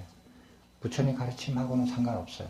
그렇지만 말씀드릴게요. 나이가 들면서 먹는 거, 자는 거, 그 다음에 애욕, 그 다음에 명예욕, 재물욕 같은 것들이 없어지는 것 같죠? 없어지는 사람은 인생을 아주 훌륭하게 잘 사시는 분들이에요. 자기 조절력이 점점 커가는 거예요. 저는 인생을 잘 살아가는 거예요. 예, 아주 훌륭하게 잘 사시는 거예요. 한번 보세요. 우리가 이렇게 젊을 때 있잖아요. 제가 예전에 그런 말씀 드렸지만 20대, 30대 젊을 때는 자기 오욕, 지금 부처님의 오욕이 아닌 오욕 7정의 오욕, 이걸 세속적인 오욕, 이것을 어떻게 하냐면 젊었을 때는 의지가 강해요. 정신력이 강해요. 그래서 자기가 오욕을 열고 닫고 하는 것을 자기 의지로서 조절을 해요. 조절을 하는데 사람들이 이렇게 인생을 살면서 오욕 7정의 오욕을 다스리지 않고 그냥 나이가 지나가면 어떻게 되냐면 젊을 때의 이 의지가 약해져요. 나이가 들면서. 그리고 오욕은 그대로 가요. 그래서 나이가 들수록 오욕이 더 왕성해져요. 70, 80 되시는 분들도 죽는 순간에도 그래요. 어떤 분들은. 그래서 의지가 전혀 없어지는 게 죽는 순간이거든요. 그래서 죽는 순간에 오욕이 확 그냥 불을 붙여버려요. 그래서 옛날에는 남자가 자기 남편이든 부모님이든 남자가 죽을 때 임종에는 여자가 옆에서 임종을 마주하게끔 하지 않았습니다. 옛날에는. 지금은 다 해요. 내 남편이 죽을 때 옆에서 임종 봐주고 딸도 가서 보고 막 그러거든요. 옛날에는 안 그랬어요. 남자가 죽을 때 여자가 임종을 절대로 옆에서 안 해요. 남편이든 딸이든 부인이든 딸이든. 왜? 의지가 제로가 되는 순간이거든요. 임종이라는 건. 제로가 되는 순간에 오욕이 확 불을 붙여 버리거든요. 옆에 딸이든 부인이든 오욕이 확 불을 붙여 버리면 죽는 순간에 그 사람은 나락으로 떨어져요. 안 좋게 된다 이거예요. 그래서 임종할 때 여자를 옆에서 임종을 못 맞게 해요. 근데 그 의지가 적어들으니까 오욕은 안 다스리고 의지는 줄어드니까 죽는 순간에는 의지가 제로인 상태가 되어버리니까 오욕이 확 불을 붙는다고요.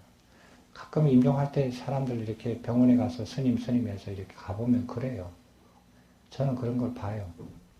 여러분들도 느끼실 거예요. 임종하는 거 한 5분 정도만 보면 그거 느끼실걸요? 누구든지. 근데 살면서 이 젊었을 때의 의지력, 이것이 약해지기 전에 오욕을 다스리는 인생을 사신 분은 의지도 줄어들지만, 나약해지지만, 오욕도 줄어들어요. 그래서 편안하게 늙어가셔요. 사회적으로 이렇게 노인들의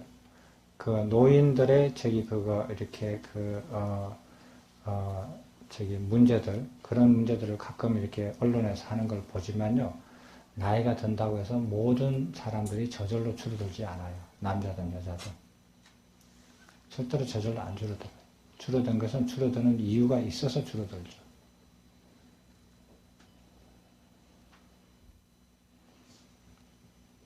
또 다른 질문 있습니까? 그 회장님은 아주 잘 사신 거예요. 스님 그러면 예. 저는 처음 이제 아버지를 보내드리는 걸 처음 배웠는데 아기의 모습처럼 인정하실 때쯤 되니까 굉장히 편안하시고 그런 모습이셨거든요. 근데 진짜 인정하실 때 모습은 아기의 모습이었어요. 그래서 너무 편해서 저희도 참 편하게 보내드렸는데 네. 그런 모습은 어떤가요? 그 아기의 모습으로 이렇게 돌아가신 거죠. 무슨 모습이 뭐가 있어요? 예, 그러니까 전혀 본대로. 그냥 그러니까 그 아버님께서 그 오욕을 최소한 뭐 평생은 어떻게 사는지 모르지만 돌아가시는 임종순간에는 충분히 다스렸더라는 소리예요. 그런 게 저희들 예, 다 느껴지죠. 예, 느껴져요. 그래서 사람들이, 스님들 이런 말 하잖아요. 스님들 평생 뭐 큰소리 뻥뻥 쳐도 죽는 순간에 그게 평생의 수행이 다 드러난다고 그러잖아요. 다 드러나요. 일반 사람들도. 죽는 순간에 보면 그게 다 드러나요. 왜? 자기 의지로 감출 수가 없거든요. 죽는 순간은 의지가 제로가 되니까. 몸의 근육도 힘이 쫙 다 빠지니까. 저는 아버지가 좀 엄하시고 까칠하시고 평소에 그런 모습만 배웠다가 아버지 가실 때 그렇게 아기같이 편안한 모습을 보는 걸 처음 배웠거든요. 네. 그래서 너무 예. 편안했습니다. 예, 그래요. 다른 질문 있습니까? 그래. 그러면은 이제 한번 보세요. 그러면은 12입체로 돼 있다 이거예요. 그러면 12입체가 일체의 본질이다. 이렇게 부처님께서 가르치셨는데, 그럼 12입체를 바탕으로 해서 어떻게 사람들마다 생각이 다르냐 이거예요. 똑같은 걸 봐도 다 다르게 생각하고 다르게 말하고 다르게 느껴요. 똑같은 걸 봐도. 똑같은 시간에 똑같은 시공간에 있어서 똑같은 말을 들어도 다 딴소리로 들어요. 어떻게 그런 일이 일어나는가? 인식 세계를 좀 더 설명을 다양하게 완전하게 이렇게 이해하는 게 12일체법이에요. 12입체를 바탕으로 해서 일체법이 완성이 돼요. 오늘은 12입체만 얘기를 했거든요. 그래서 12입체가 완성이 되는 것은 다음 강의 때 할 거예요. 그러니까 조금 더 공부해 보세요. 그래서 이 인식의 세계가, 부처님께서 보는 인식의 세계가 완전히 틀이 잡혀져 있어요. 어떻게 해서 이 다양한 인식 세계가 사람들마다 달라지고 차원마다 달라지고 어떻게 달라지는지, 그런 구조가 어떻는지 이것을 이해를 하셔야 돼요. 그래야 발전이 되지. 모르고 어떻게 가요? 그래야 발전이 되고 멈춰있고 후퇴가 되는 거 하는 것을 이해를 하거든요. 그래야 발전이 돼요. 이 구조를, 인식 구조를 모르면 어떻게 발전해야 되는지를 몰라요. 어떻게 발전해야 되는지 모르는 사람이 앉아있으면 뭐 어떻게 해요? 늙어만 가지. 지 생각대로만 살다 죽을 뿐이에요. 부처님 가르치는 거 아무 상관이 없어요. 그래서 이 구조를 완전히 아셔야 돼요. 이 의식의 구조를.